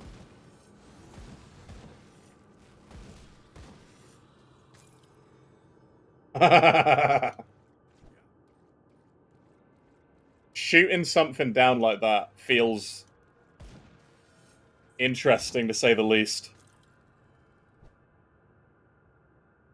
It does feel like it's a weaker... wait, but did I just enter the other side of the same cave? I did. Oh my god.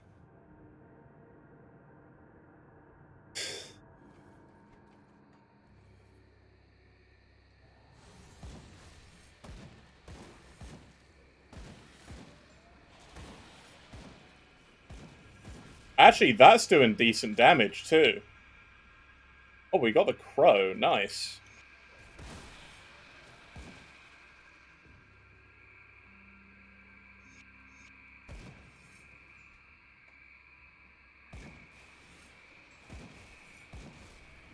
Being able to blade trap them and then shoot them. But, like, trap, curse, shoot. That's a good combination. Wait, is that my bridge? Oh, that's the bridge to the bridge. Right. Like, I haven't made the bridge yet. What's going on here?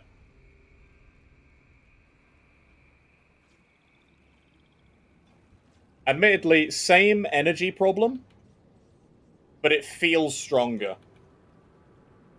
Yeah, if trap worked with bosses, that'd be great.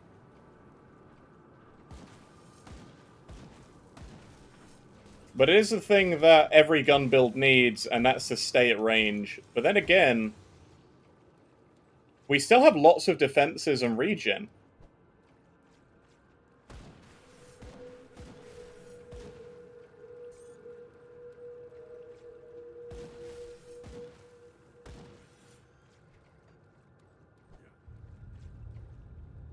Unironically, this kind of hits.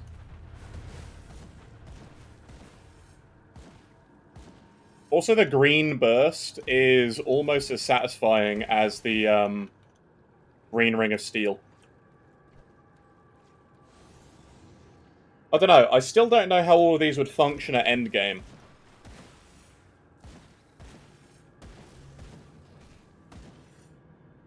Board of the Ancestor. More Heartseeker. Mullane 2, hello.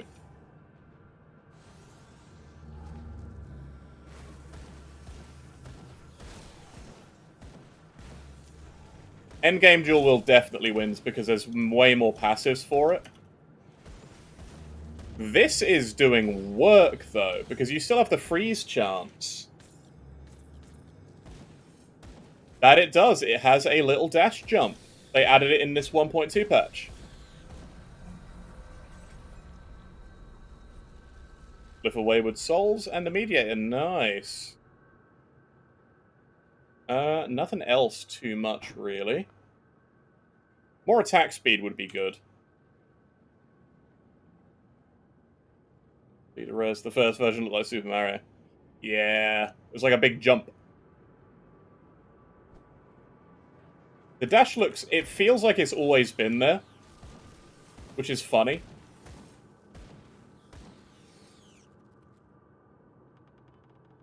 Alright, let's... wait, where's the thing?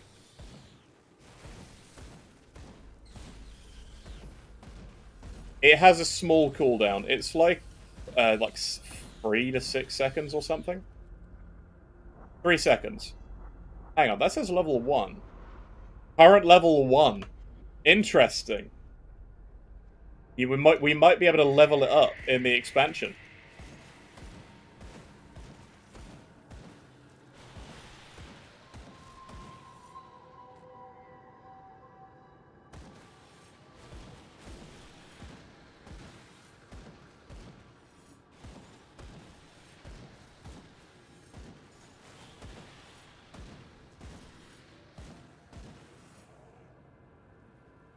Add-on. You can probably modify it in the next DLC.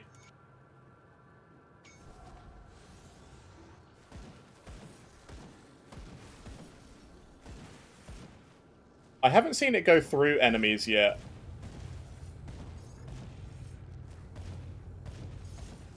But it is putting in work to kill all these heroes. We're going to have our first boss with this next. Hey, a Vile Scorn Bracers. I'll take those. Blade Barrier and Lethal Assault. That's true. We haven't even picked up Blade Barrier yet. Huh. Go figure. Alright, hello. Get Cursed. Get Blade Barriered.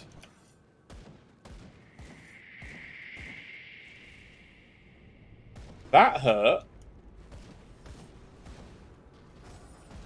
Ow.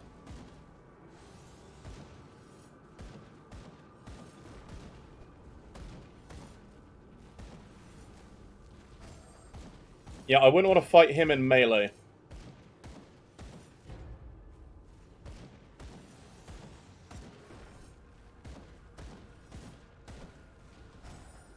I don't think this is going to have enough damage for the end game. Like, we're dropping vulnerability by a lot, but it's still not enough.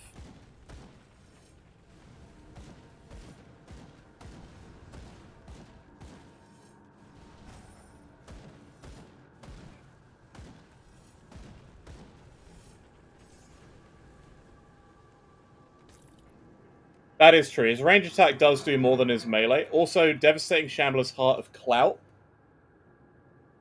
Love that name. Also, Flame Touch damage. Interesting. And Phantasmal Blades bonus. Alright. Yeah, I think we might re-roll. Fire Force Wave.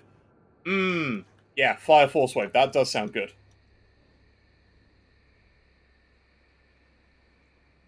Going Soldier Demolitionist is a classic.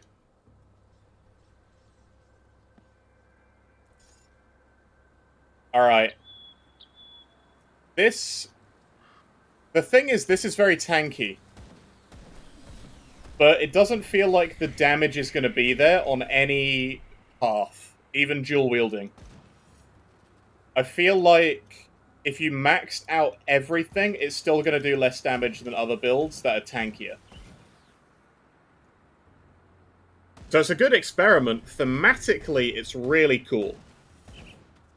And the using the gun feels very good, but I am very worried about the damage.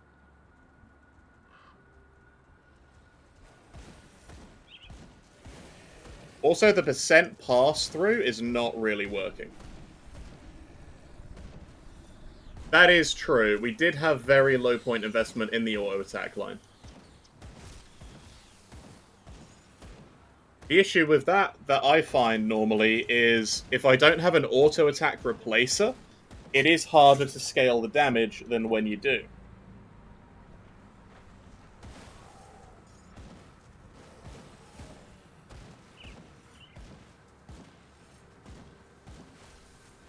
These weapons are really fun, and I think if I was going to do a proper auto-attacker, I wouldn't do acid. I'd go physical or piercing. Maybe bleed.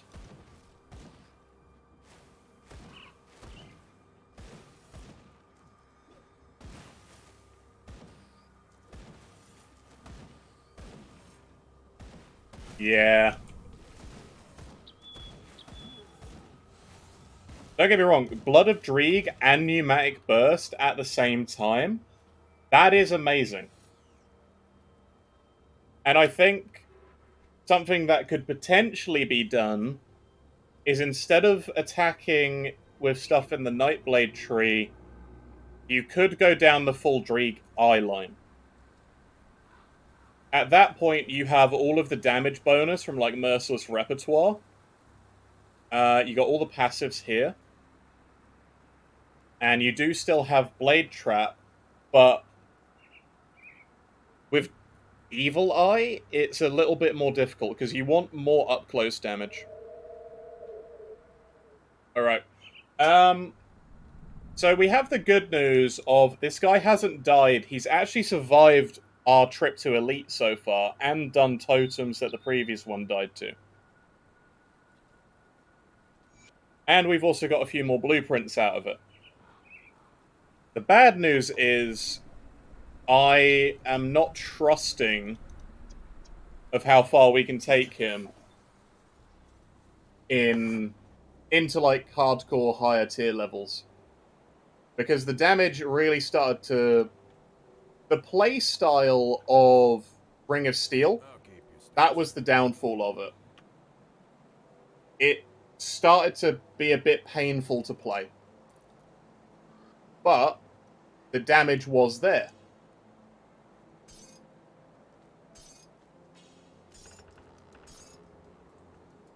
I think what we do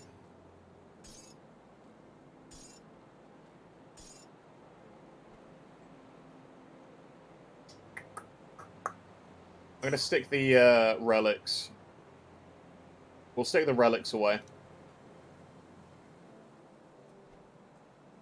Must be other relic gone. Or have I already put the Troll Crusher in here somewhere? I did. I already put the Troll Talisman in here. It's safe. Alright. Promise. We're going to call it here on this build. And we're going to pick a build to play next. Now, I want to go guns. And I'm thinking Demolitionist as the first class with Firestrike. And I'm thinking, yeah, Purifier. That's what I'm thinking. Firestrike plus Inquisitor. Dual-wield pistols or a rifle. Exactly. Procfest, it's going to look really fun. I know it's strong. Because I played one before. It's also ranged, and you have a lot of boost, like a lot of nice things. So you have Word of Healing, whatever the healing thing is from Inquisitor. You've got Ballistic Shell, you've got like Mortar Trap stuff you can do, plus the seals. You don't need to pick up Olzuin's Wrath. You have access to like the good stuff in Inquisitor. Thank you, We Gonna Live. You were a fun experiment. But I don't think Pure Acid Witch Hunter is that good. Sick boots, though. But the weird thing is, there's a lot of Vile Scorn items, but there's not a full set. Right? There's no set bonus.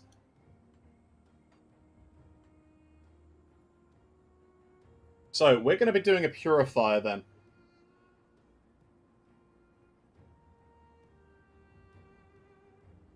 What do we call him? Purity Party? That sounds wrong. Lagfire. That does sound right. Lagfire.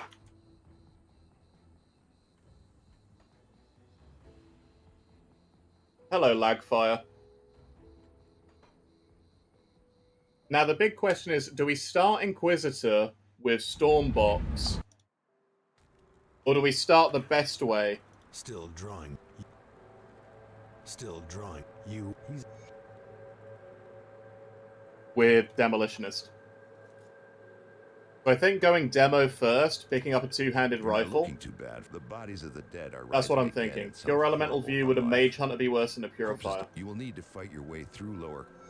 Mage Hunter is which one?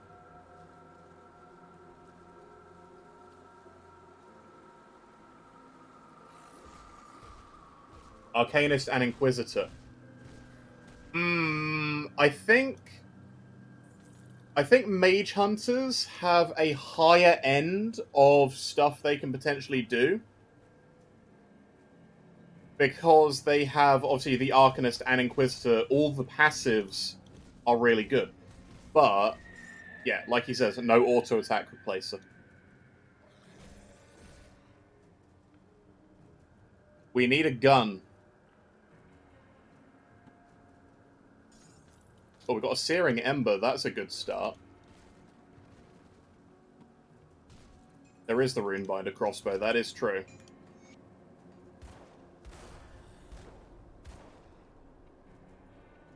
Alright. So, gun-wise, Demolitionist first. Because we have Fire Strike. All the main hand damage, percent fizz and fire damage. We could restart a game for a second gun, but we can't dual wield them yet. We need Inquisitor to dual wield them. So I'm going to put 2 and 1. Because you need Explosive Strike ASAP.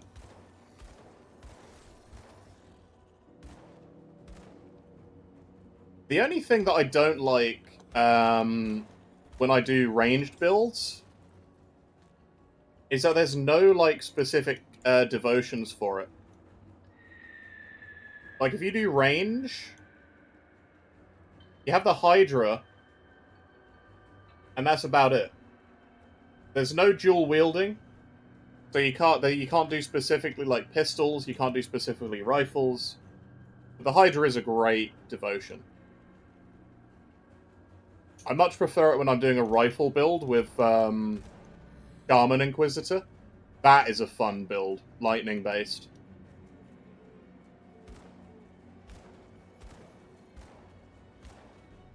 We're going to set the world on fire for the second time. This is the second Demolitionist we're doing on the stream. Get gunned down, Barog.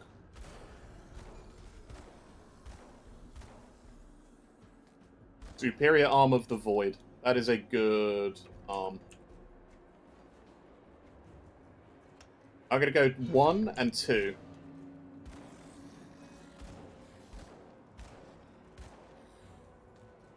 And actually, Kaizogs boosts fire, doesn't it? I'm going to go Physique. I'm going to go 1-to-1 Cunning and Physique. Until we have enough for every gun.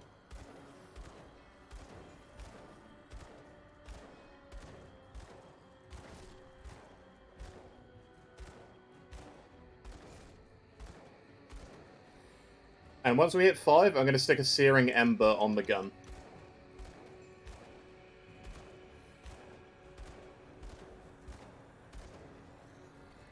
Like, it is kind of funny, because I want to hit 5 and pick up Flame Touched, because that is a great passive too.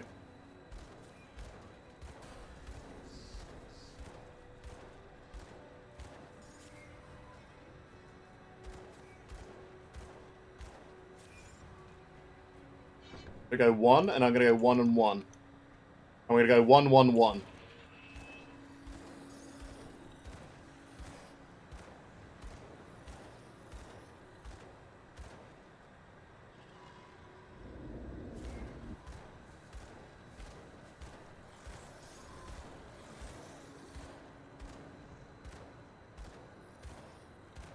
Now, the thing is, we have Thermite Mines and Aura of Censure for fire damage dropping.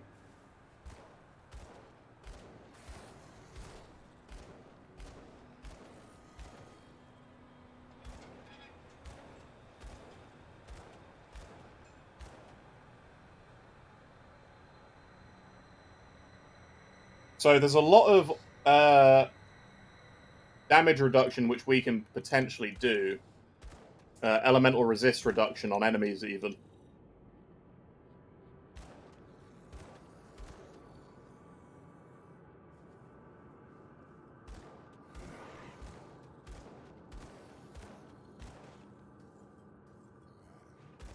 Stop blocking. God, it blocked how many in a row?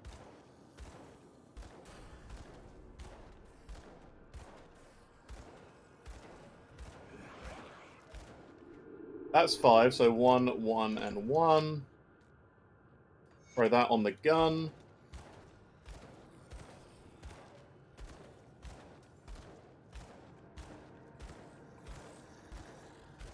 That's my Purifier, didn't play him for a long time.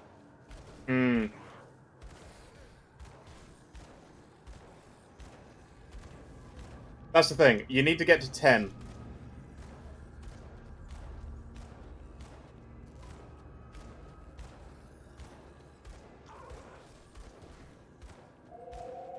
Once you pick up 2 guns, big change. Also, aggressive of Scorching. That's a huge fire damage bonus for us.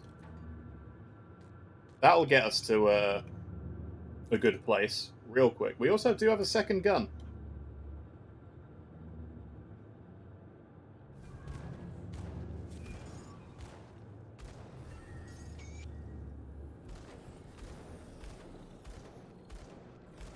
The trick is...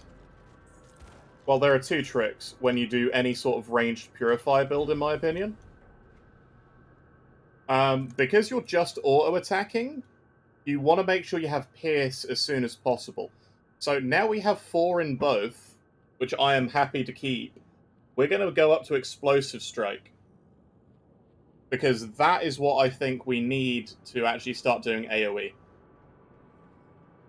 The downside is there's nothing for dual wielding here, but that's fine. By this point, once we have this up and running, we'll have unlocked Inquisitor. We want to get either Flashbang for defense or Molotov for offense bonuses. But you need some sort of AoE to help you clear more. Because yes, you have the damage to do single target, but taking the time to aim and shoot at every single thing, that is the downfall of ranged builds. There's no AoE early. Unless you go Inquisitor first, but then you have low damage. We also don't need any monster infrequents along the way, so we can just use whatever we find.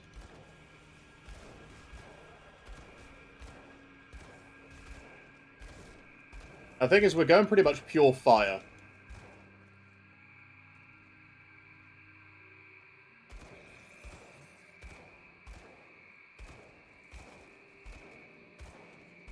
And that makes devotion choices very easy as well.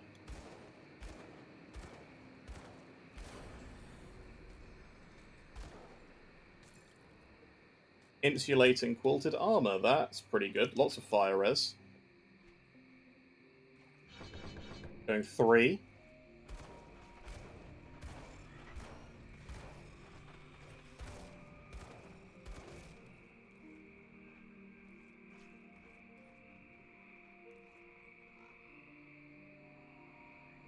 So Kaizogs does give +2 to Flame Touch, or at least R1 does. That's a really nice drop. This is where I start feeling the lack of AoE whenever I fight the Slith.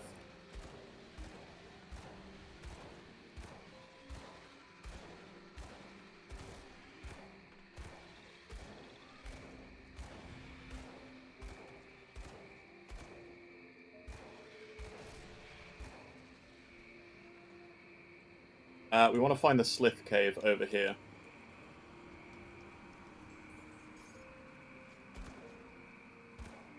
Pretty sure it's in this section. Exactly. Low-level Cadence is not good. It's more painful than anything to play. High level, huge difference. The good thing with this is you get to about level 10, level 11, you start having fun with it. So it's not like it's just super early. That there's the problem.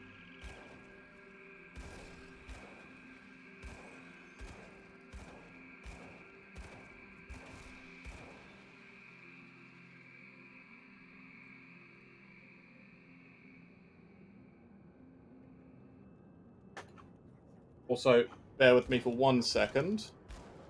We'll gun these guys down. And I just need to do a quick stream bit. Bear me for 1 second, everybody.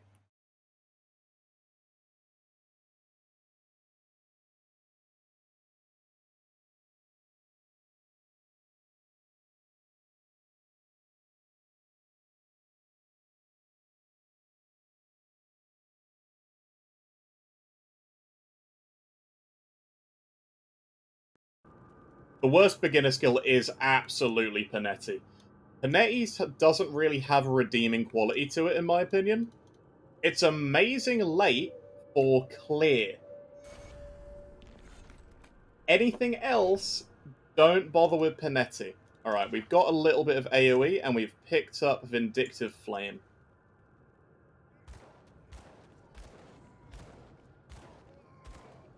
So we have a little bit of AoE now.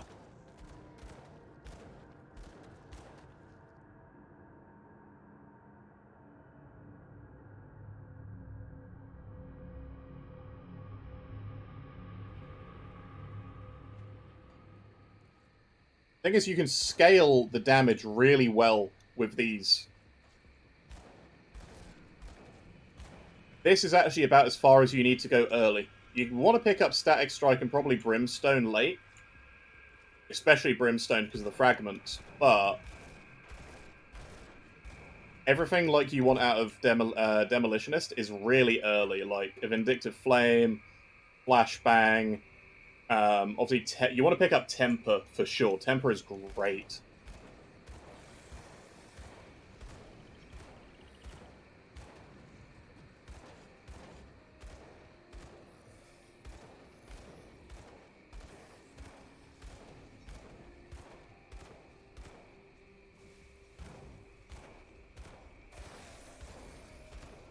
Doesn't help they're sending the Fire Warriors at us, which are resistant to our damage.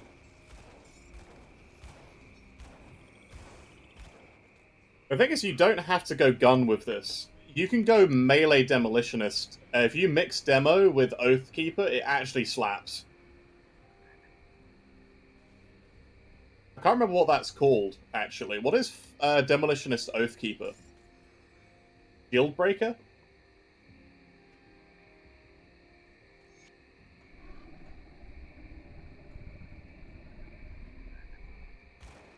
I think it's called Shieldbreaker.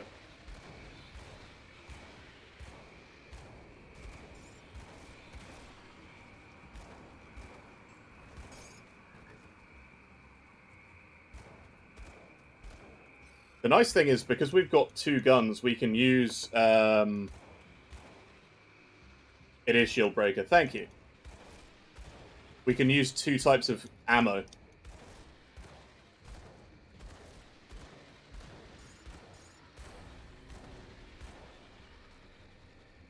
Level 8, I'm going to max out Explosive Strike. Well, a bit more at least.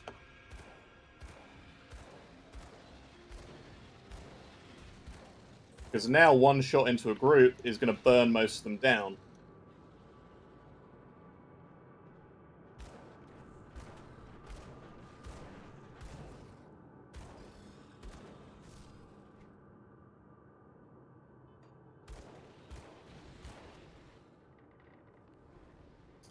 And that, level 8, 2, 1, 2, 1.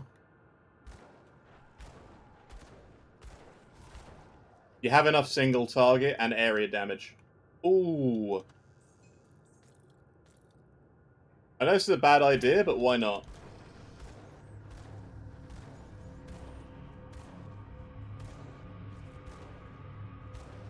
Oh man, that is a lot of attack speed slow. Ouch. Why do you have a curse? That's just mean.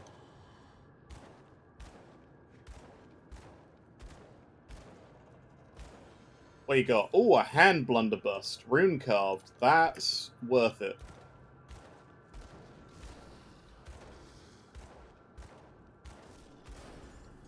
And that's a free level 9. We got Blood Carver out of it. And some combat pants. That's normally a really stupid idea, but I never claimed I was a smart man. More cunning, and we are going to go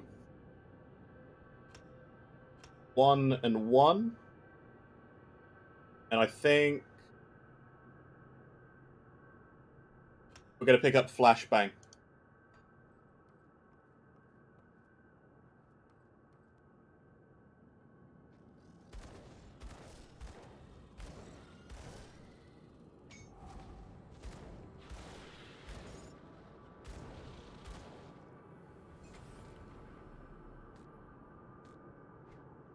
Easy.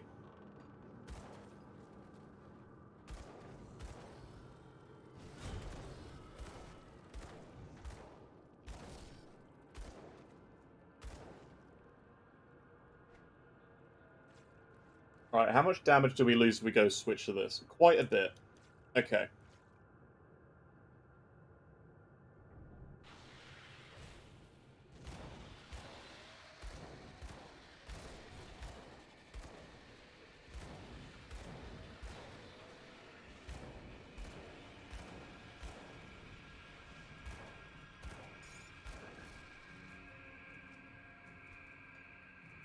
Nice.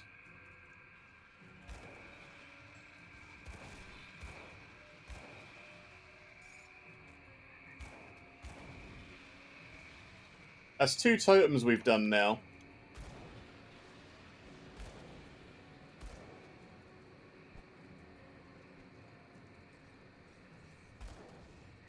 So we picked up Flashbang.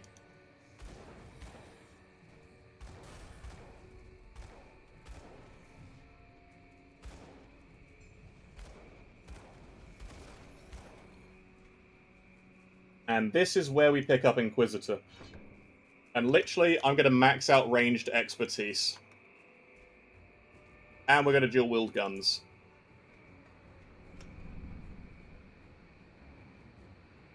Who could be happier than a man holding 2 guns at the same time? Man holding 3 guns at the same time. And we've doubled our attack speed and damage. This is where the fun begins.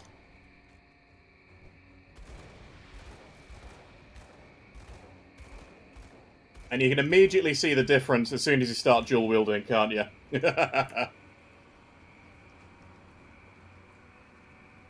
There's an entrance right there. Gonna need to go there.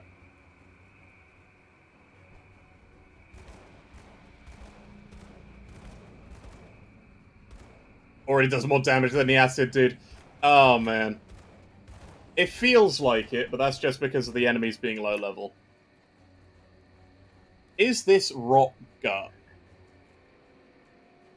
If this is Rot Face... No, the best part comes next.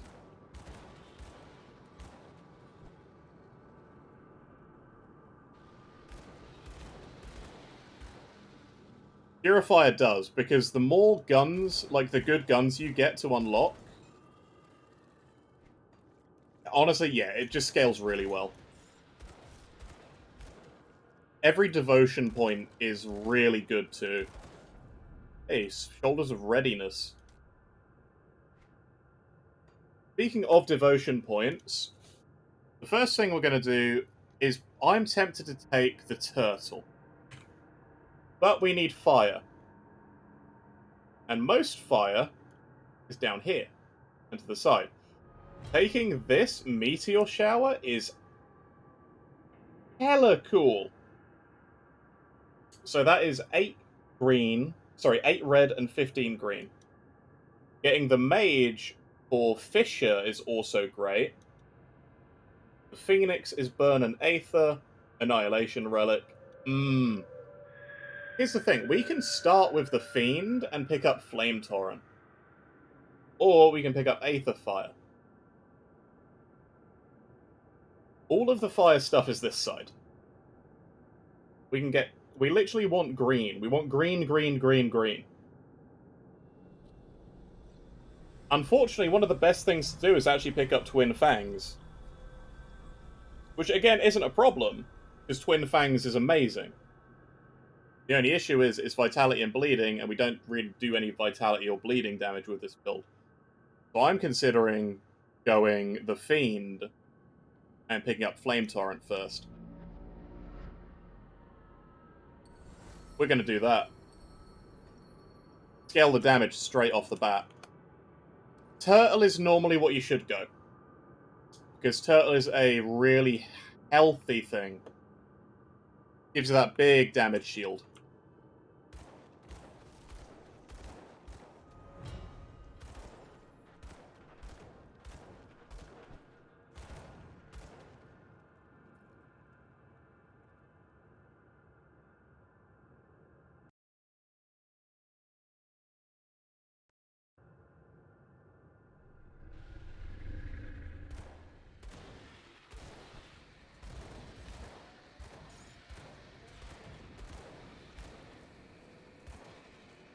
Take that out.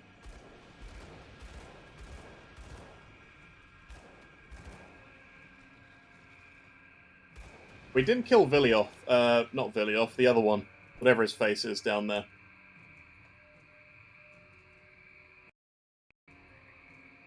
No, played hardcore. Turtle is great whether you play hardcore or not.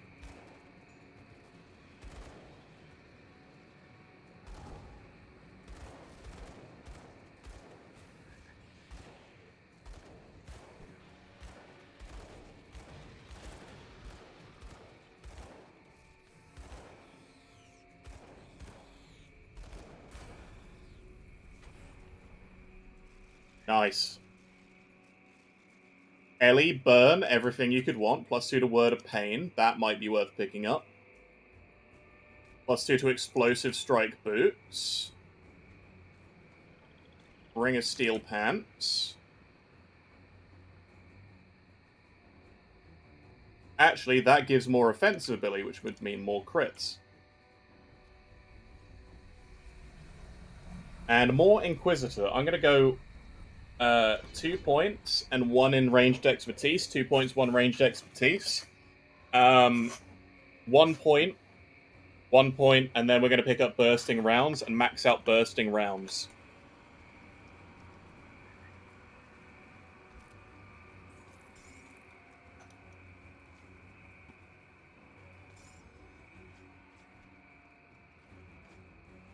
Yeah, that's the thing. Ghoul is like one of those ones you always want to pick up. Actually, that's a better chest piece too. We can't use yet. We don't have anywhere near enough spirit.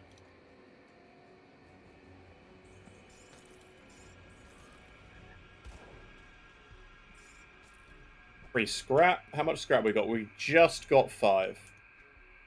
Right, we need to search this side for Luther. What we're not doing this time is speed running all the way through the campaign.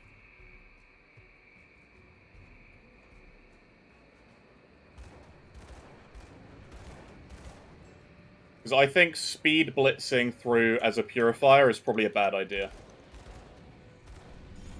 Because you need the passives to be at certain points before you can really afford to do bosses.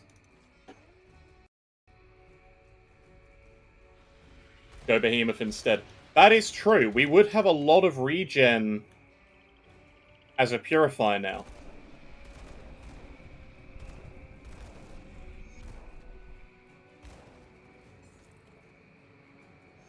There you go.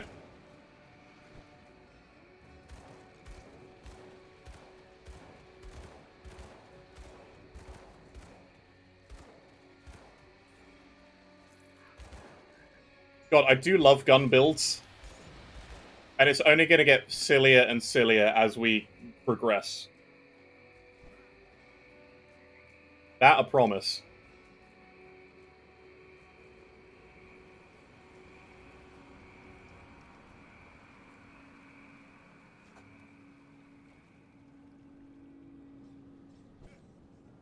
Funnily enough, we don't have anything in the stash that suits a purifier.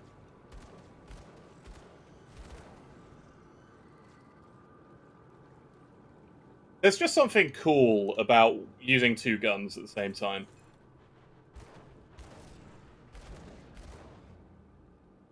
Flashbang, 2 guns, burst in the room, get Chthon.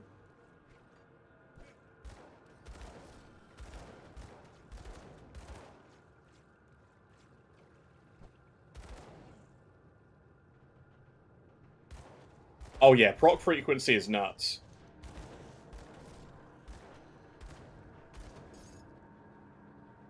Do love it. That and the burn that we have a guaranteed chance of applying, absolutely great.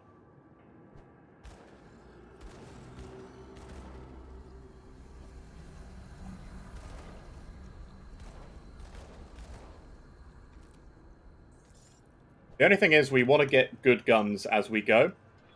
And I can't remember where the best fire guns drop. Well, at the end of the day, that's why you play ARPGs. It's to have fun. That's why we re-rolled. The acid play style got really tiring. So many energy issues.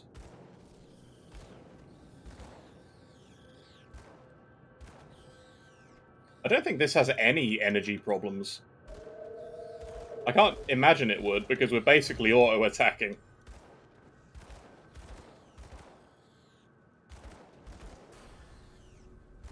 And we're level 12 already. That's good.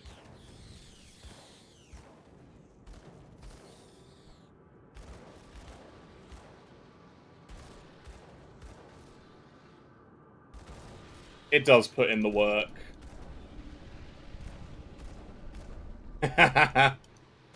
Well, hey, it'll be just like playing Path of Exile. Can't see shit. Ever play an auto bomber? Can't see a damn thing. Carlstone crit? Nah. I'll be honest, Ivory. I tried all 3 ways of playing it that I think would be good in the end game. None of them felt that fun. Like, Ring of Steel, it would be strong, but it didn't feel enjoyable.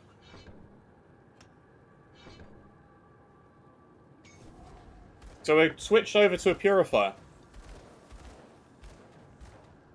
Yeah, I know.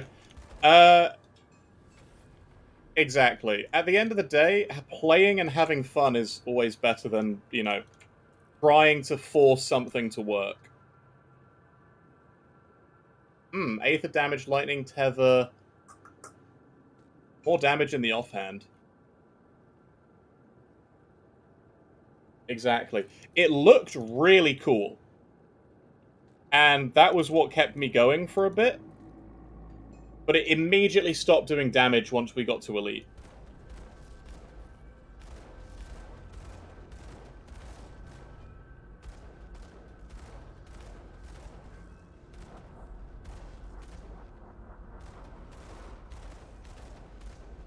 This is going to be full fire as best we can.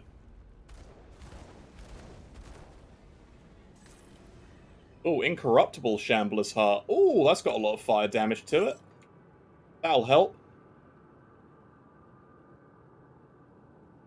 Yeah, so we've gone Inquisitor, we've gone Demolitionist, because all of the fire damage. We don't need no water.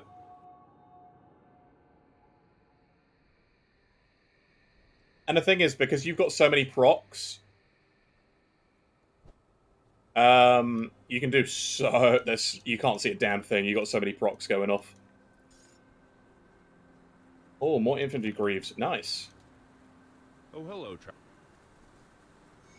We're gonna find Angram. Oppressor. Yeah.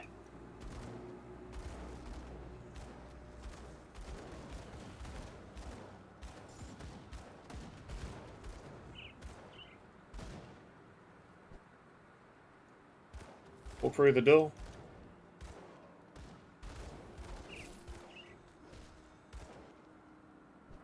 Plus, we can mix in the rest of the fire stuff that we've got.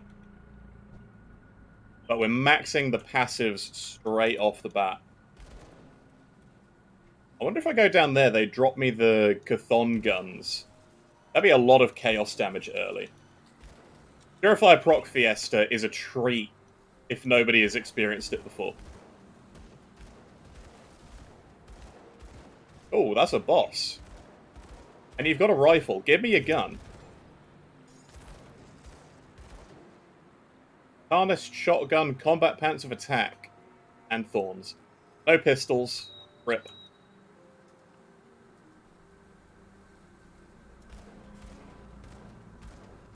Oh, we didn't kill Milton again. Let's go. We're gonna have to go kill Milton.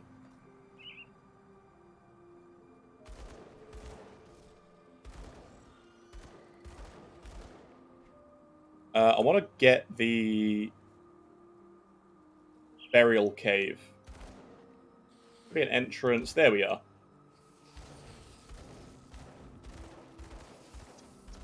That's the thing. Ranged Purifier early, no matter which way you go, doesn't feel great. Up until level 10, where you actually start mixing, that's when this starts to hit. And then you have fun through the whole game. You don't need monster infrequents. I don't actually know if there's any pure fire guns available as infrequents. The Cronley stuff is a bonus. It's not a must-have.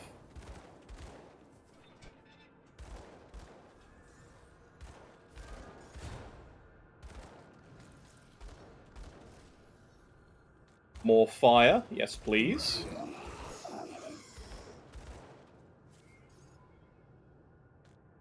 And, like, our attack speed is already great off the bat.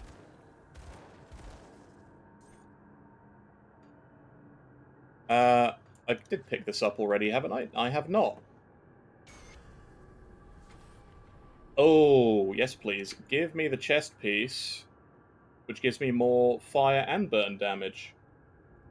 And more offensive ability, and more resists. That's nice. Ah, movement speed boots. That would be good, but not right now.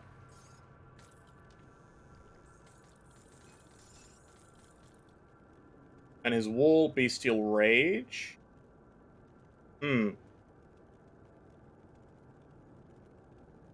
Hat. Nah, we're okay.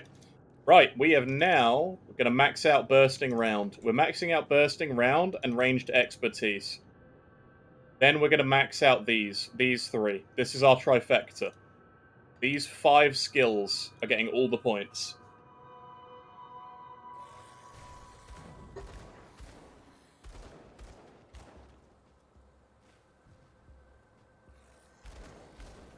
But funnily enough, we don't necessarily need that many upgrades to actual guns. Because we get a lot of flat damage. Or Marauder set, that would be nice to have.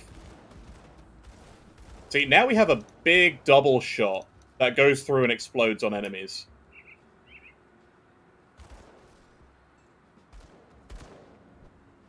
That. Big damage. And it's just sustained. It's for free. Let's pick up more of the Fiend.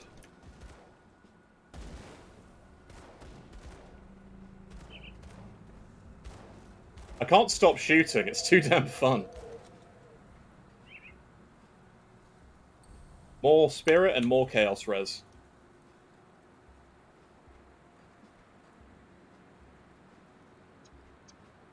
But yeah, the thing with Grim Dawn is, I think it's one of the few games...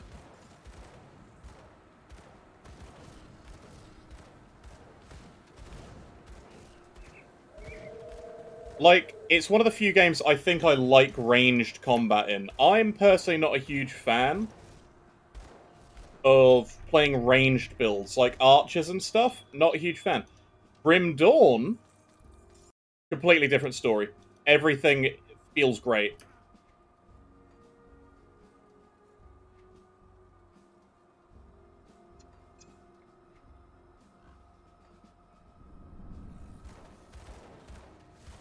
Die.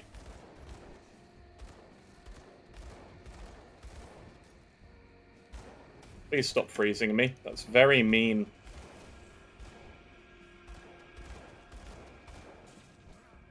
This little jump away is great. Especially for this. Right, one down. Ranged or tanks. Yeah.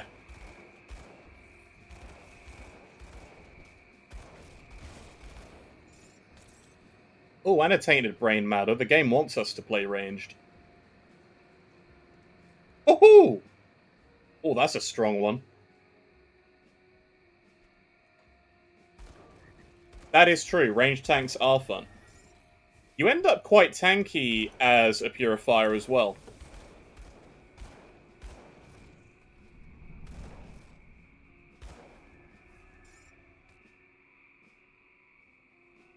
At least that's what I found.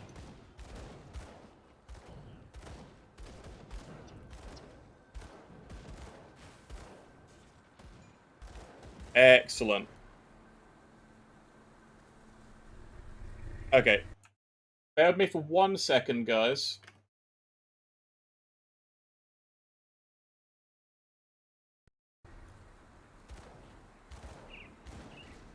Just gotta check something. I do have something I need to do this evening, so we're not going to be able to go for a full, like, 9 hours.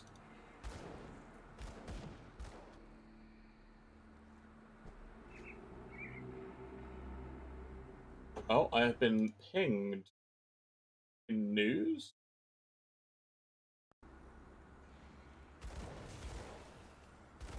Huh. Grim Dawn now has... sorry, not Grim Dawn. Last Epoch has a CGI cinematic now. Interesting. Apparently it's full of teasers for the launch. That's the thing. I don't like ranged combat in Last Epoch. Magic, fine. Melee, great, but ranged doesn't hit. I think the bows feel really weak.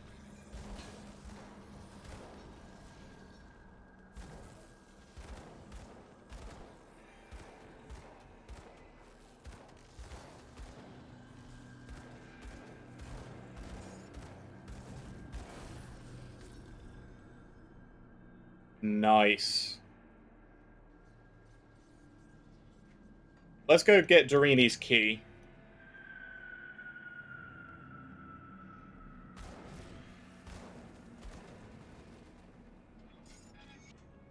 Grab those orders. Got no more points to spend yet. We want to go back to Sodden Hollow and kill the other two.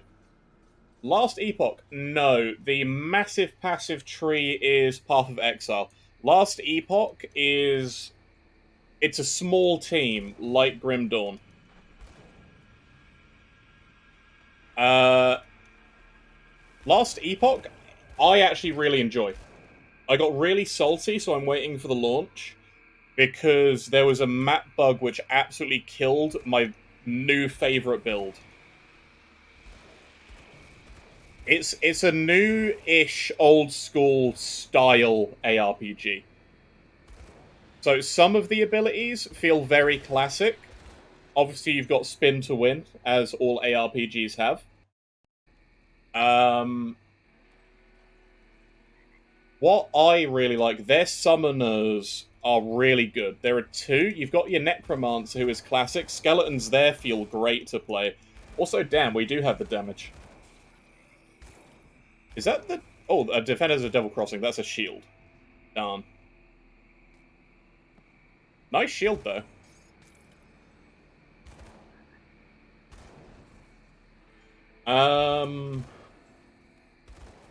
It's the... So, Last Epoch's big thing is that when you pick a skill, you can have 5 skills. That's Last Epoch. That's the one where I had a Bear Berserker. That's the one where every single skill you pick has its own skill tree.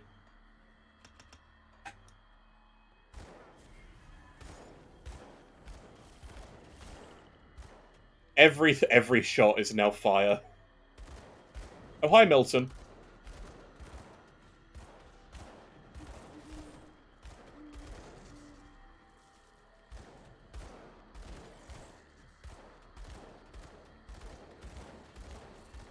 I definitely recommend it.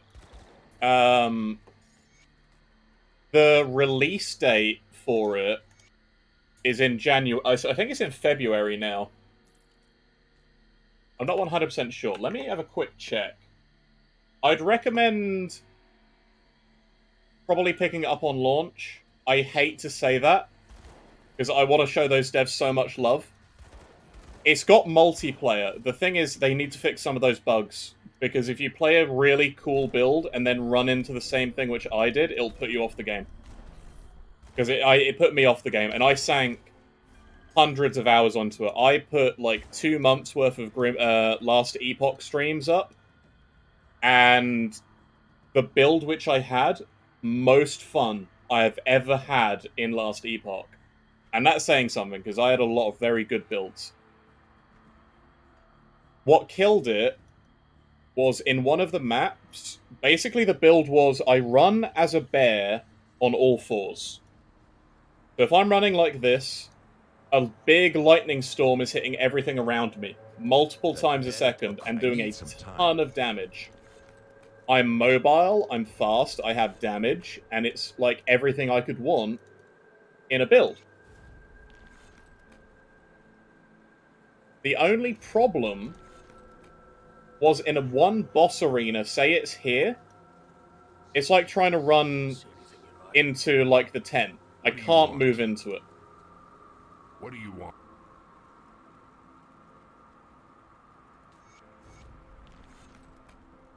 And it was very bad, basically.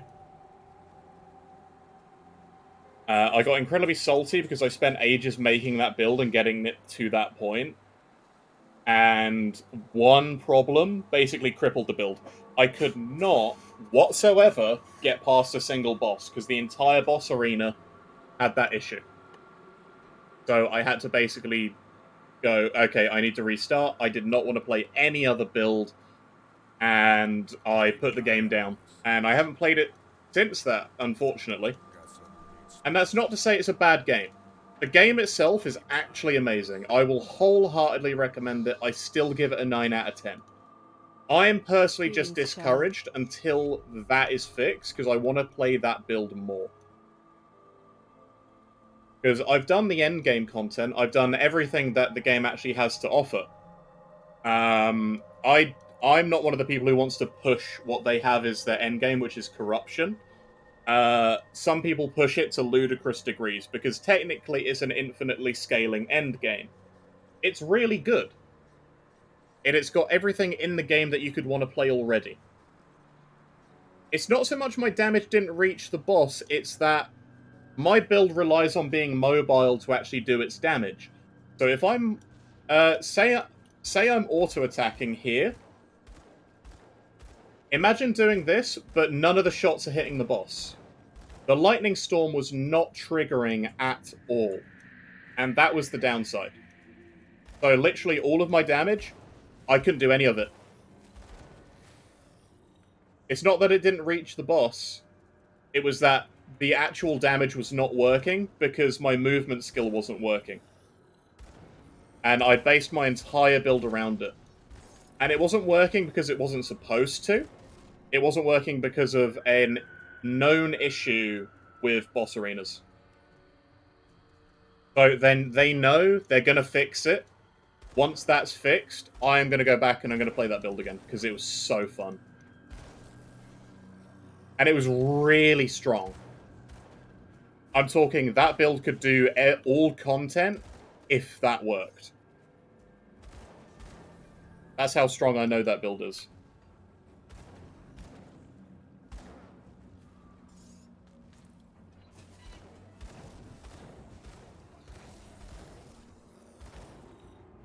Wow, we are not getting many guns, are we? We might need to go buy some guns.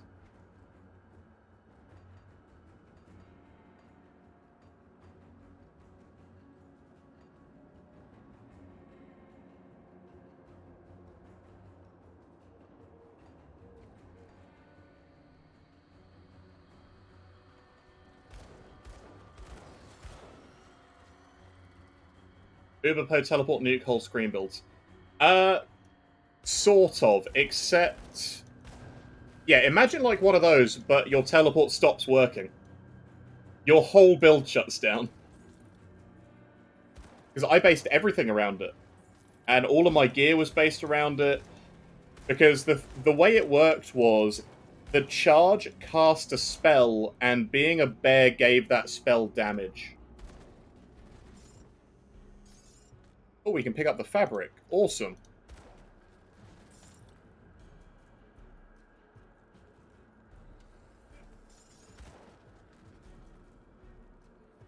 And like, I love Last Epoch. I will 100% recommend it. I hate talking poorly about a game I love so much. But I would probably say, if you're looking to play it with friends, potentially wait for launch. Because they've got a lot of bug fixing to do. Because all the bugs came because they released multiplayer.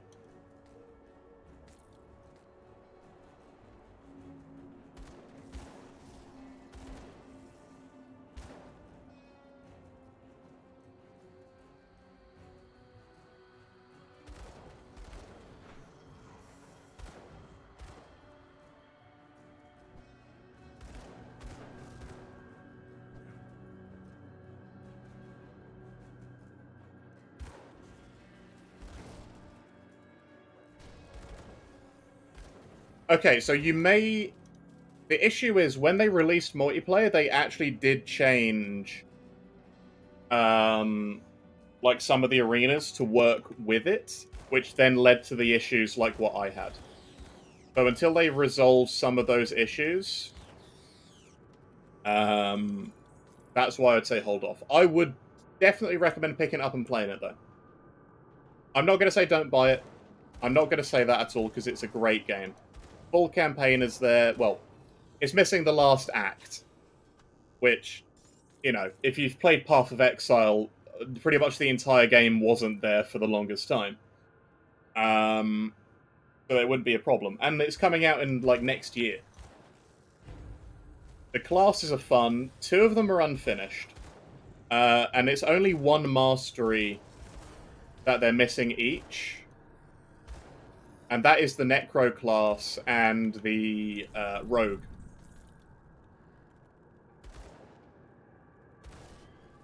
Definitely, man.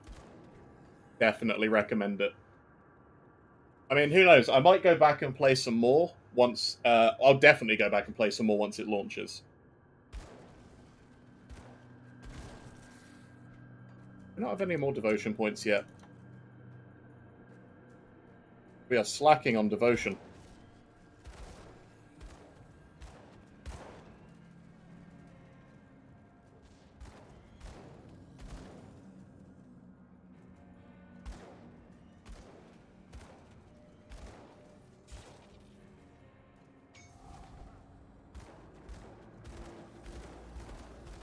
Here we go.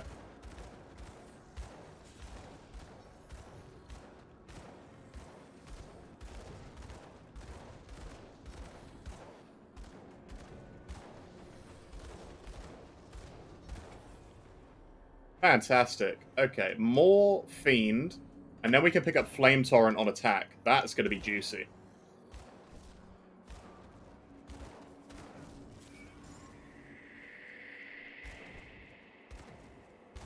We're going to go into the Warden's Cellar.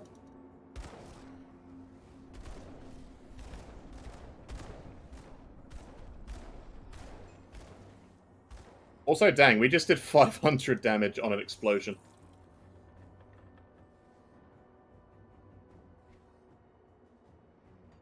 Yeah.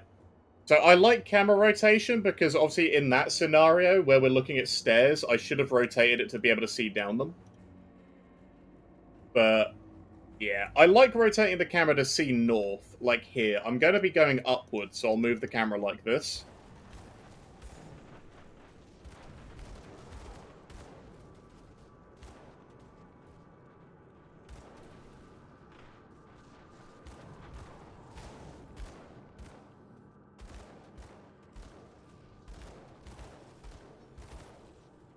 Yeah, we have a holy trinity of skills that we need to follow. Remove the keybind for rotation. I'm using my middle mouse button. Like, I think it's important for ranged builds to be able to see what they're shooting. Serini, hello.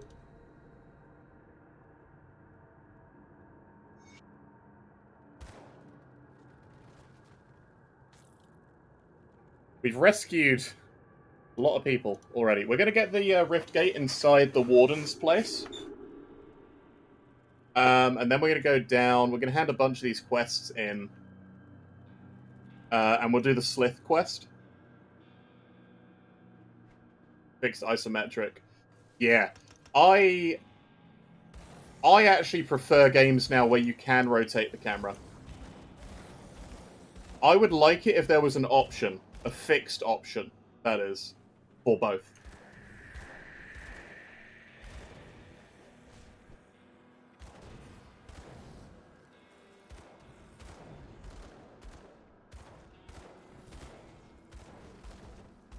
Pew, pew. Oh, that is a boss.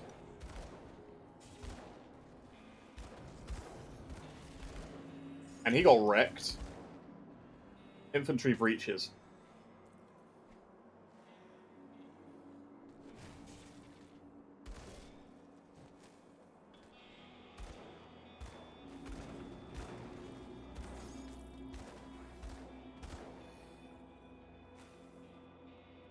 Got lots of books to read.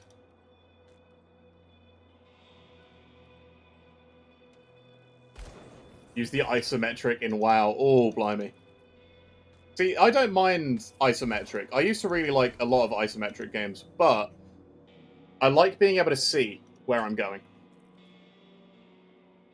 Oh, that's a lot of physique.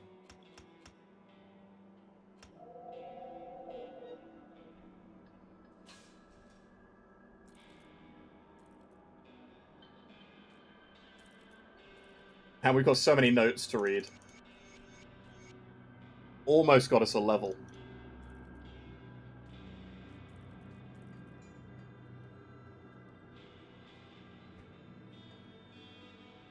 I'm lagging. Oh dear. I think it might be the internet again. My internet provider's not been doing that well lately. Which is weird, because I'm supposed to have a 200 to 300 gigabyte upload. And download. But, yeah, not really, it seems. Alright, and with that ding to 16, we're going to go back to Devil's Crossing.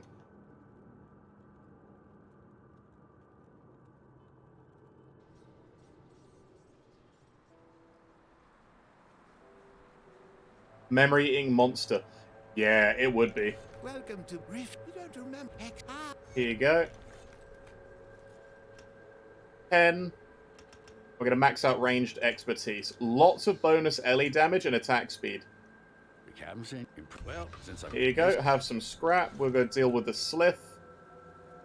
Hey, Carrick. You got any good guns?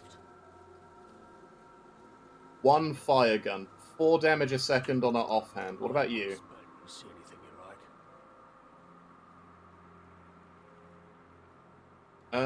Glacial Iron Derringer.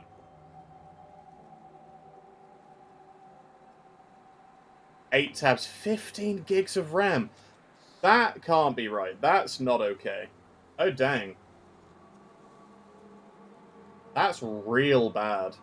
We're going to buy this because it's higher damage than our current green one. We're also going to sell these.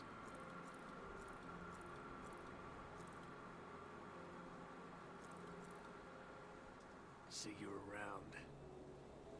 We're also going to go get Angrim, because we didn't get Angrim. We don't have a smith still. Let's go get a smith, and then we're going to really become a pistol build. And then, unfortunately, we're probably going to need to stop after we do this. We can probably get to Krieg, and then we'll stop. Yeah, we'll get to Krieg, and then we'll call it here for the today's streaming. And we'll pick up where we leave off on this guy tomorrow. So we have a 1,000 damage odd bursting round, and I think that triggers off of both at the same time.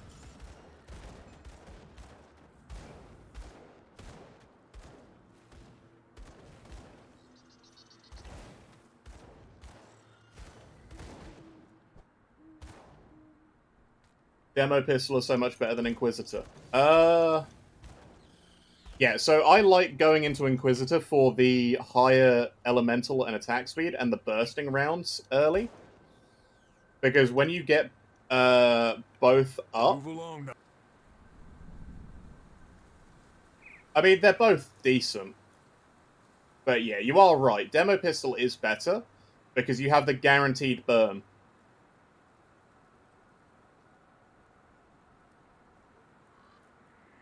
Hammers to be passed on, bud. Sorry. I'm going to go for more cunning.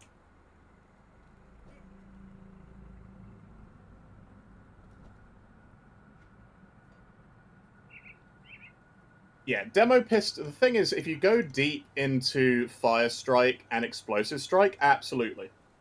Really good. And then max out Flame Touch.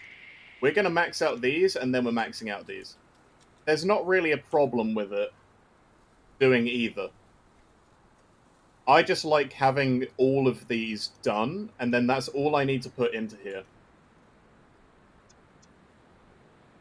Yeah, everyone says Stormbox is great. I don't like it. It's weird. I don't like Stormbox. Hardcore Purifier. Respec after 50. Not valid? No, we are a Purifier. It's because we're... Basically, the 1 to 50 bit is normally we reach 50 in that stream.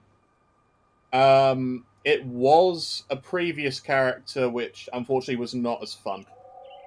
So we respect. I switched it to 1 to 50 Hardcore Purifier, and we're going to get to 1 to 50, and then we'll do 50 plus on the stream after that.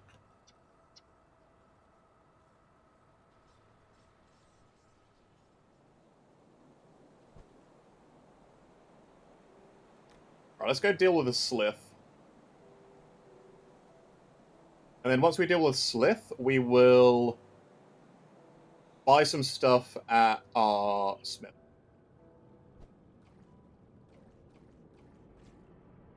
Yeah, basically 1 to 50 is just early leveling. After 50, I need to rename it to Fireworks.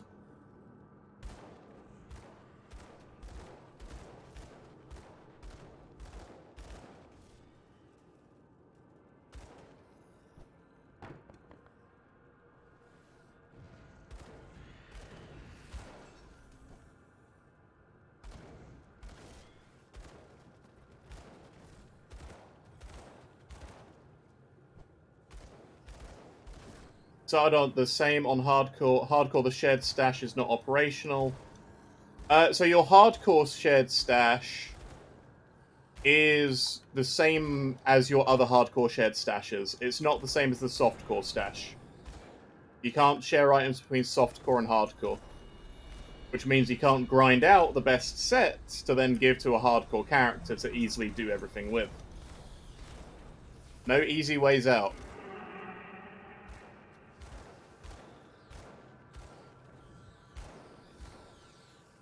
Oh, I love explosive ragdolls. Oh, Rampage. Offensive ability. Physical is okay. We fire, boys.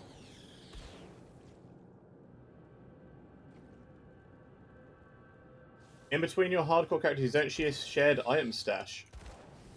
That's weird.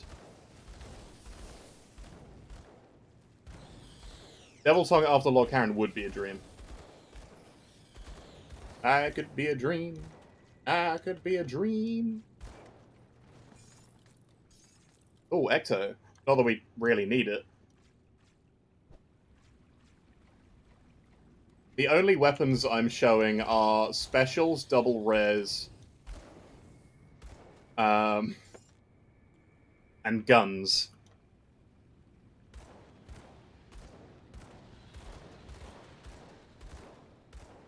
Oh, hello.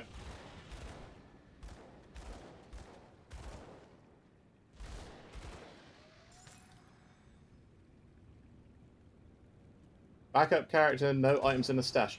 That's weird. I'm not sure why that would be, unfortunately.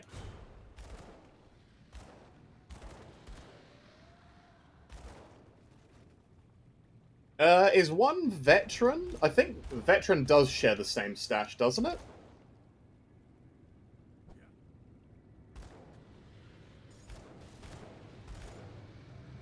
Oh, I have no idea then, bud. Sorry. You might need to post a bug report to the Grim Dawn forums. I'm not sure if they want me to kill the rocks. Can't do it anyway. The rocks are too strong, we are too weak.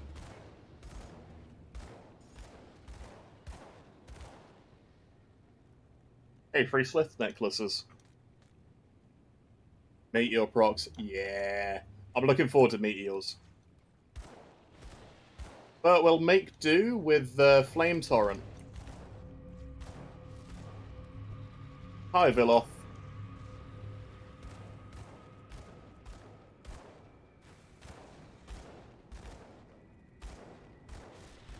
Actually solid DPS early. And a Corrosive Ring of Scorching. So we are actually going to switch that in, because it's free damage. Not a lot of free damage, but it's still free damage. And... Devotion set. Fire Strike.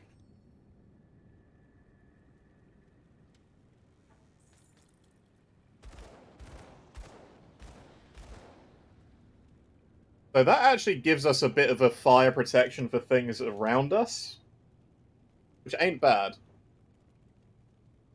Well, let's go talk to our blacksmith. We're going to stick some stuff on our guns to make them even better. See anything you like? Alright, what does fire? What's your raw damage? 18 to 30. 12 to 40. It's good use. I'll give you a good price on what I've got left. Actually, fire or physical is fine. They're all physical. Alright. Alright, so you do more damage than my offhand.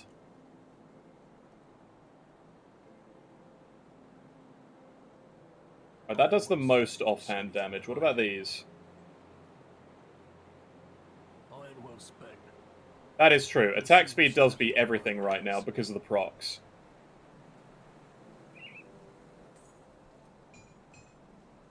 Iron well spent.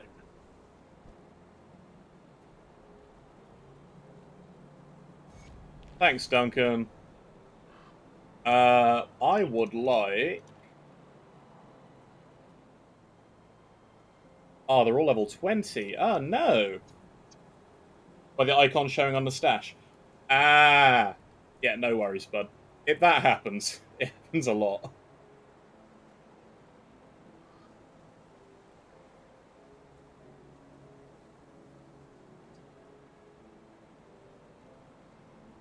Rate of Fire Blast. Hmm.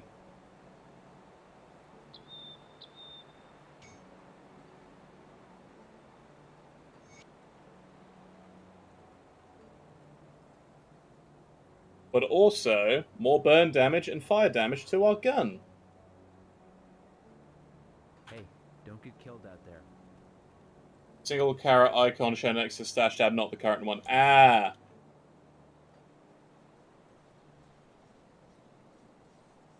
I get you. Oh, actually, we should probably hand some quests in, get that XP.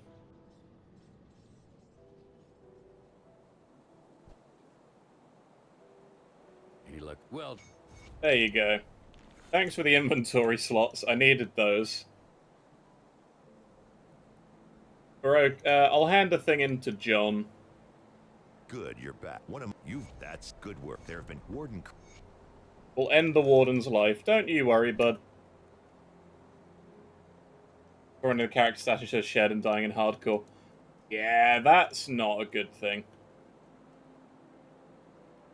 I just wanted to talk, lady. Don't make me throw this fabric in the river. Something you need stashed. I did actually have Devil's Ammo. I didn't need to make it.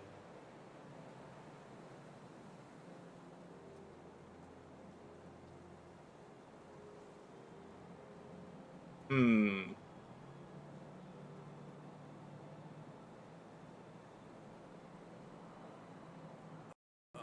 What's funny is that we're playing a gun build. We don't have any gun drops. No marauders, no nothing yet.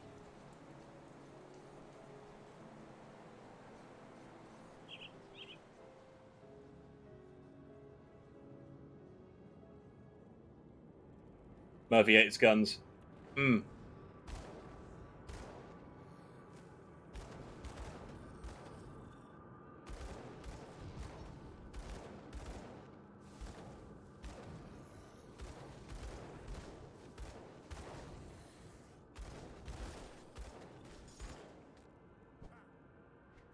Gun builds are hella fun, though. Wait, no. We need the spider wall, which is over here.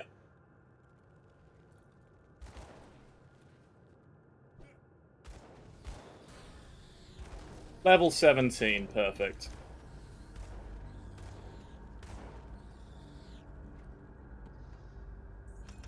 And that is ranged expertise maxed out. We have the full attack speed boost. 15 and 50% extra damage. Loads of flat piercing.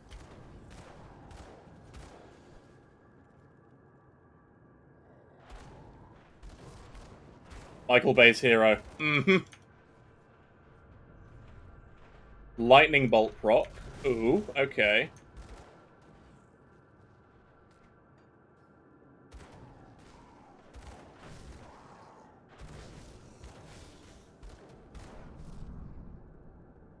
The one thing I am glad that is shared is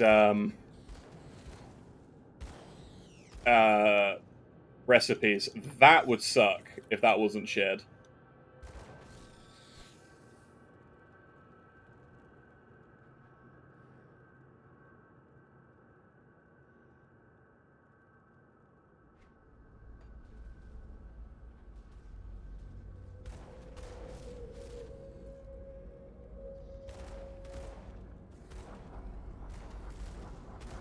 I mean, to be honest, he's kind of a Michael Bay hero already. He's shooting explosive rounds constantly.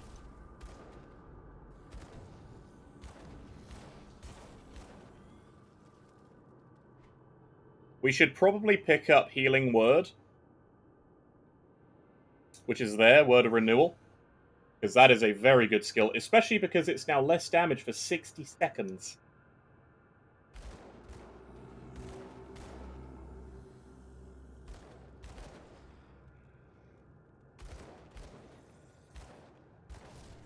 You named your character Michael Bay. I mean, he do what Michael Bay do. Special effects.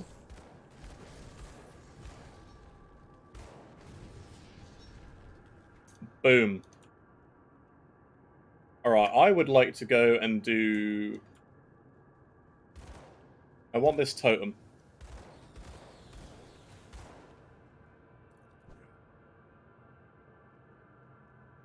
Me want a totem. Shooting and acting at the same time.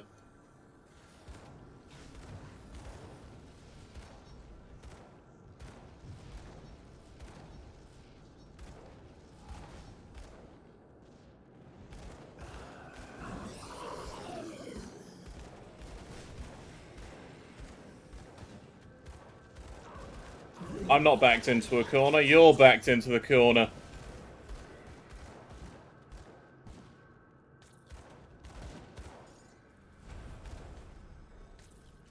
Devil Touched Ammo, Guardsman Helm, Gunslinger's Jacket, everything we could want. You got the Hellhound maxed out. Now you want to pick up... you either want to max out Raven or Shaman, pick that up, get that to level 10, and then max out Briarthorn. If you get both Briarthorn and Hellhound, you will cruise through the campaign as a summoner. Iron Blunderbuss, Plate Armor, and a Heretic's Tome. Well, they gave us a Gunslinger's Jacket, so I'm very happy about that. Give me that Gunslinger bonus.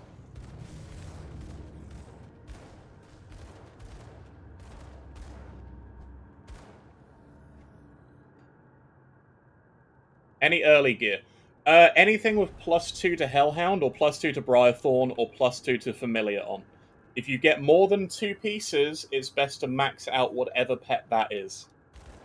Because they scale incredibly past their standard cap. But honestly, maxed out Hellhound, you may have to resummon him in once in a boss fight. Resummon him just before he dies, because he will explode and do damage.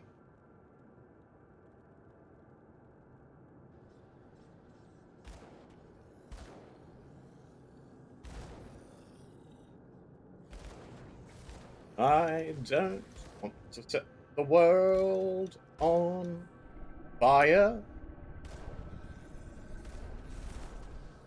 I mean, I kind of do. That's the whole point of this build. We're going to set everything on fire. With bullets. You don't pick Demolitionist to not play with fire. Should really just be called Pyromaniac.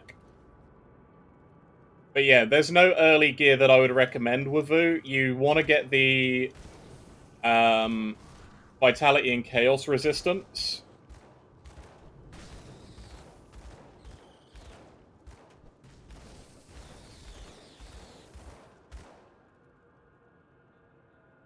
The fiery ring, the ring of fire.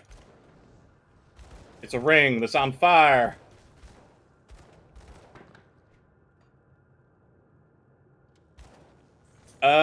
You want the sword, yes. You want Salazar's sword, but I would just recommend keep going until you max out Vitality and Chaos Res. Or, if you have it, what I did, because I wanted it early, was I think I hit level 20 before I went and got it. Because at level 20 you can put... I can't remember the name of the item, but you can get Chaos Resistance that applies to pets. And it's a specific thing that goes on a weapon. Now, I did that because if your pets don't have any Chaos Resistance against that fight, Vitality or Chaos, they are going to die quick. The dude just does a lot of damage. I love aggressive hats. But you can get Salazar's Blade at any point. It's not totally necessary, but it is best in slot. If you can get it, get it. If you don't want to risk the fight, don't risk the fight. You can fight him later. He drops it throughout the campaign. And I think the first time you go in there, he's scaled to your level anyway. So no matter when you pick it up, it's going to be best in slot. I went and did it after killing Hallion the Rat. Because Hallion is probably more important because he has attack speed for the Hellhound. Alright, now we've maxed out our 2 Inquisitor passives. I'm going to max out Explosive Strike. Devotion cleared. Perfect. The Mage. Lots of green. Got 3. I could start the candle. You need to get the key before you kill the Warden. You can get it at any point. You just need to get the key.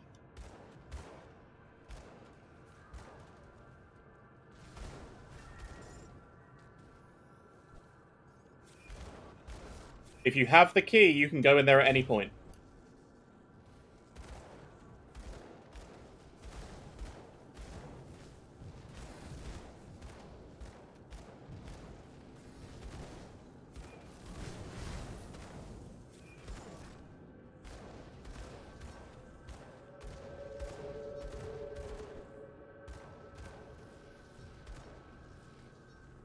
Oh man, I do love Purifier.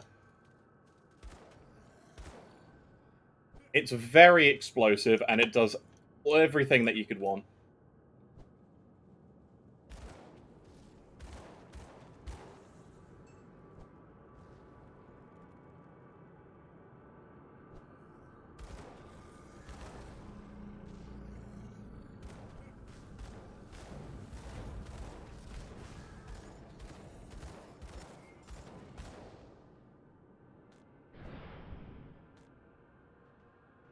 Give me the crystals.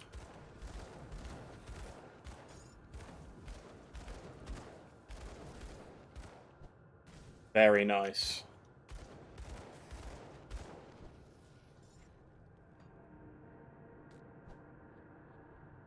Okay, Aether Crystal Clusters. Pops a new Glorious Mouse and 1440 monitor and just in time with the patch. Yes, buddy. Glorious high-definition Grim Dawn.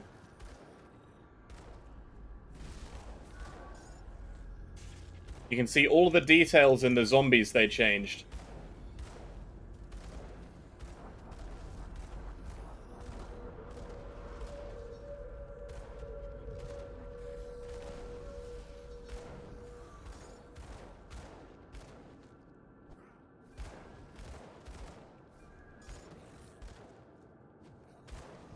Coming back and some still alive. I know, it's crazy.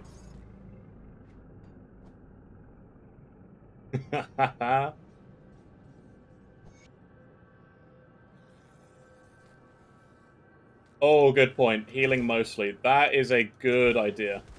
Although, you don't need to heal if everything is dead.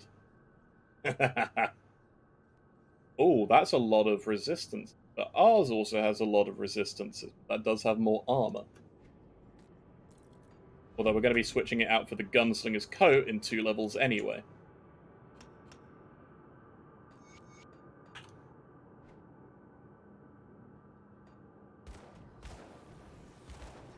Vindictive Flame is great. Bigger 2 so you can get the UI up to get bigger numbers. See, I have one problem when I make the UI bigger. And unfortunately, it's just a side effect of making the UI bigger. If I read these, because obviously I want, like, you guys to be able to see weapons and stuff too. I can't make it much bigger because then they go off the screen. Honestly, you can just play Retaliation Demolitionist at that point, COD Valid. And it works, because Ulzwin's Flame is cracked. Because the Lightning Strike thing hits targets at a distance.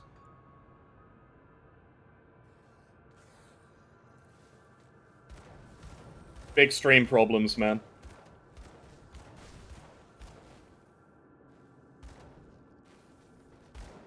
That guy broke a barrel. That's very rude. We would never break a barrel. Unintentionally.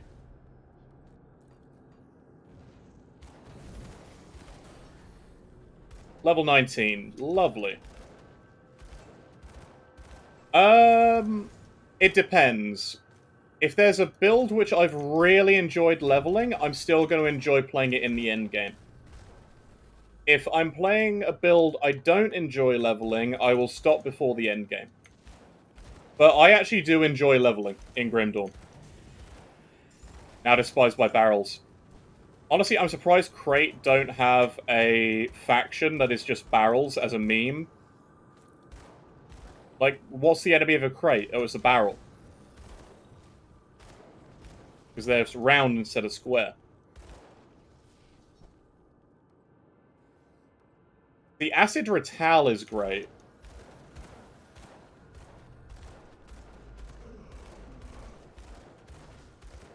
Gun him down! Let me stand in his face so he gets hit by our procs.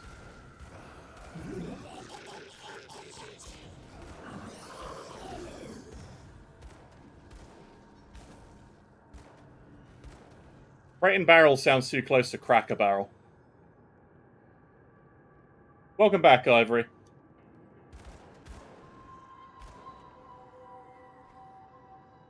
More physique.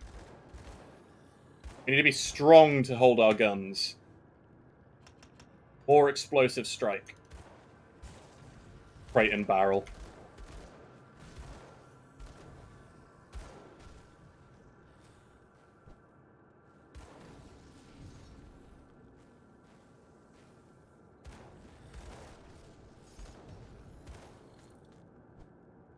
I wonder if I've got any guns to craft.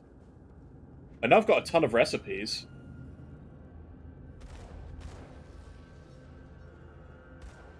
This is the... Oh, there is a range limit. Darn it.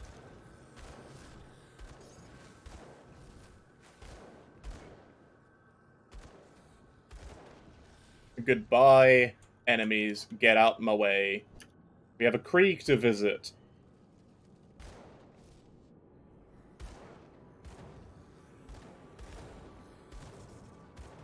Blank Gun of Annihilation. You can give it ridiculous stats, but just 0 damage on it. Like 900% increase attack speed. Best April Fool's weapon.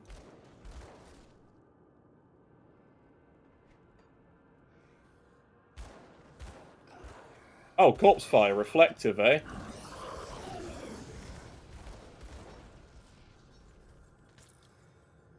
God, see, we're level 19, and this is already a treat on the eyes. Like, I enjoy watching this spectacular series of explosions go off, one after another.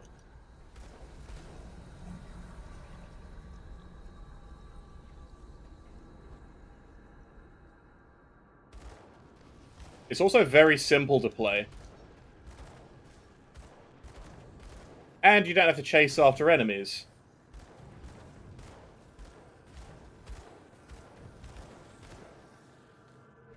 Actually, you know what? Just give me a cannon which forces enemies to ragdoll. That would be fun. 0 damage, but it launches them. Unironically, that would be meta. You could shut parts of your brain off. I think I need it. My brain has been in overdrive thinking about building stuff lately.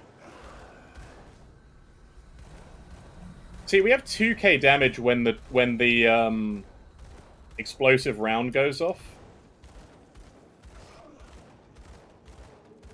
And we don't have to worry about melee enemies at all. Demonic splintered boots of scorching. More fire and chaos. Alright, we have a Krieg to visit, everybody. Say hi, Krieg! Sorry, you got friends, have you?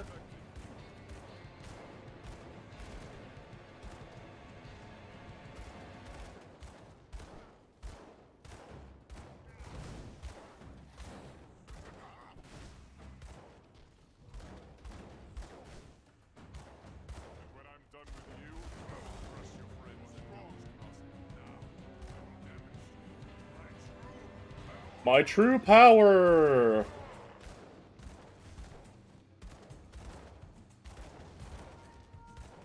Ow. Oh crud, that hurt.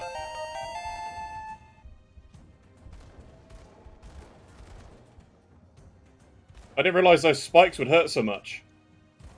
They're dinky.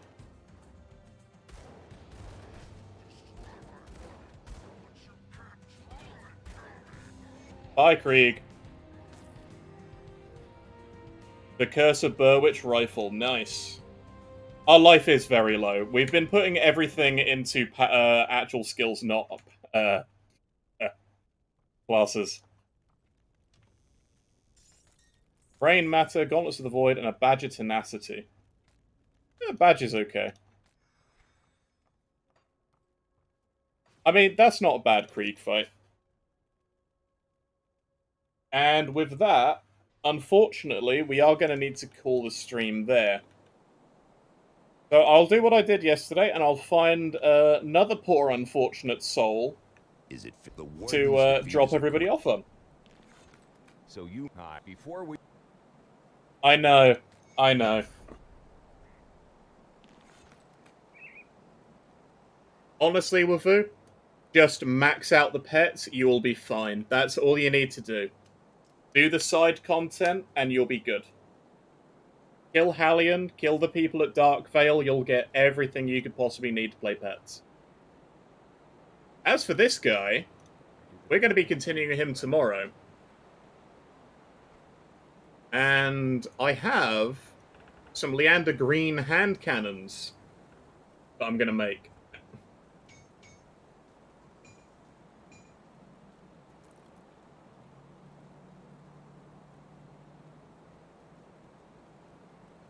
I do also have these double barrel pistols I could have made, which are +2 to fire strike. Hand mortars, shrapnel pistols. I think these are going to keep us going for a hot minute. Especially with the level 20 ammo attached to them.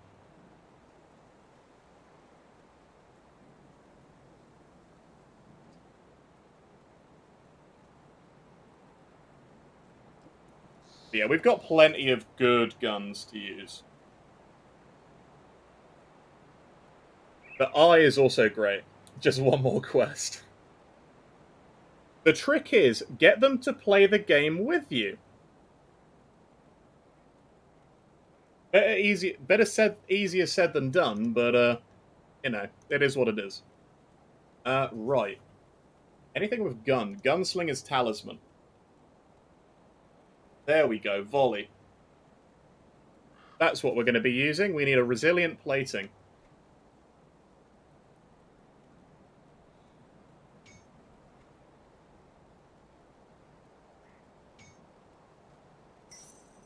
We've got gear ready and waiting for tomorrow. Hey, don't get killed. And thank you for following.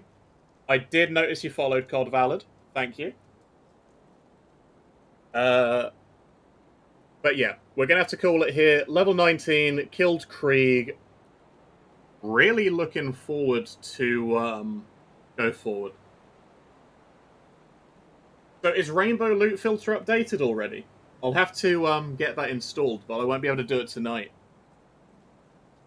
Hey, it's all good. I'm going to be streaming again tomorrow. I stream 5 days of the week. So thank you guys for tuning in. How to install that?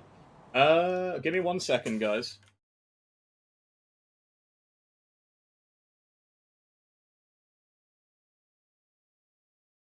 Follow the instructions on this page here. This is the official Crate forums. And for you, Wavoo, I'm going to give you a link quick.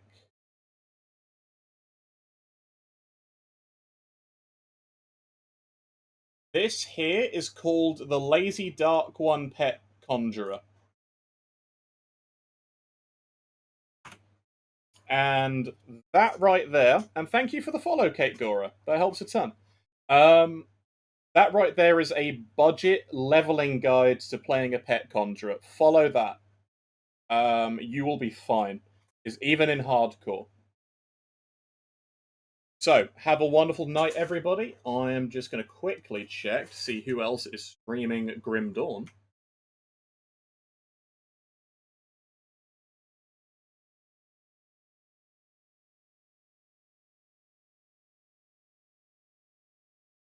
Oh, we've got a Alkaizux.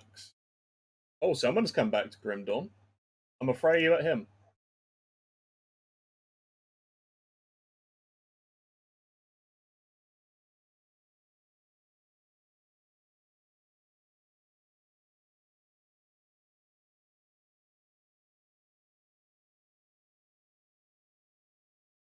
Have a great rest of your night, guys. Hope you enjoy this fella, Alkaizux.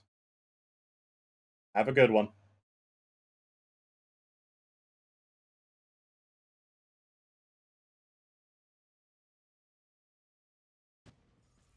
Hey, I'll drop pants, huh? I mean, those are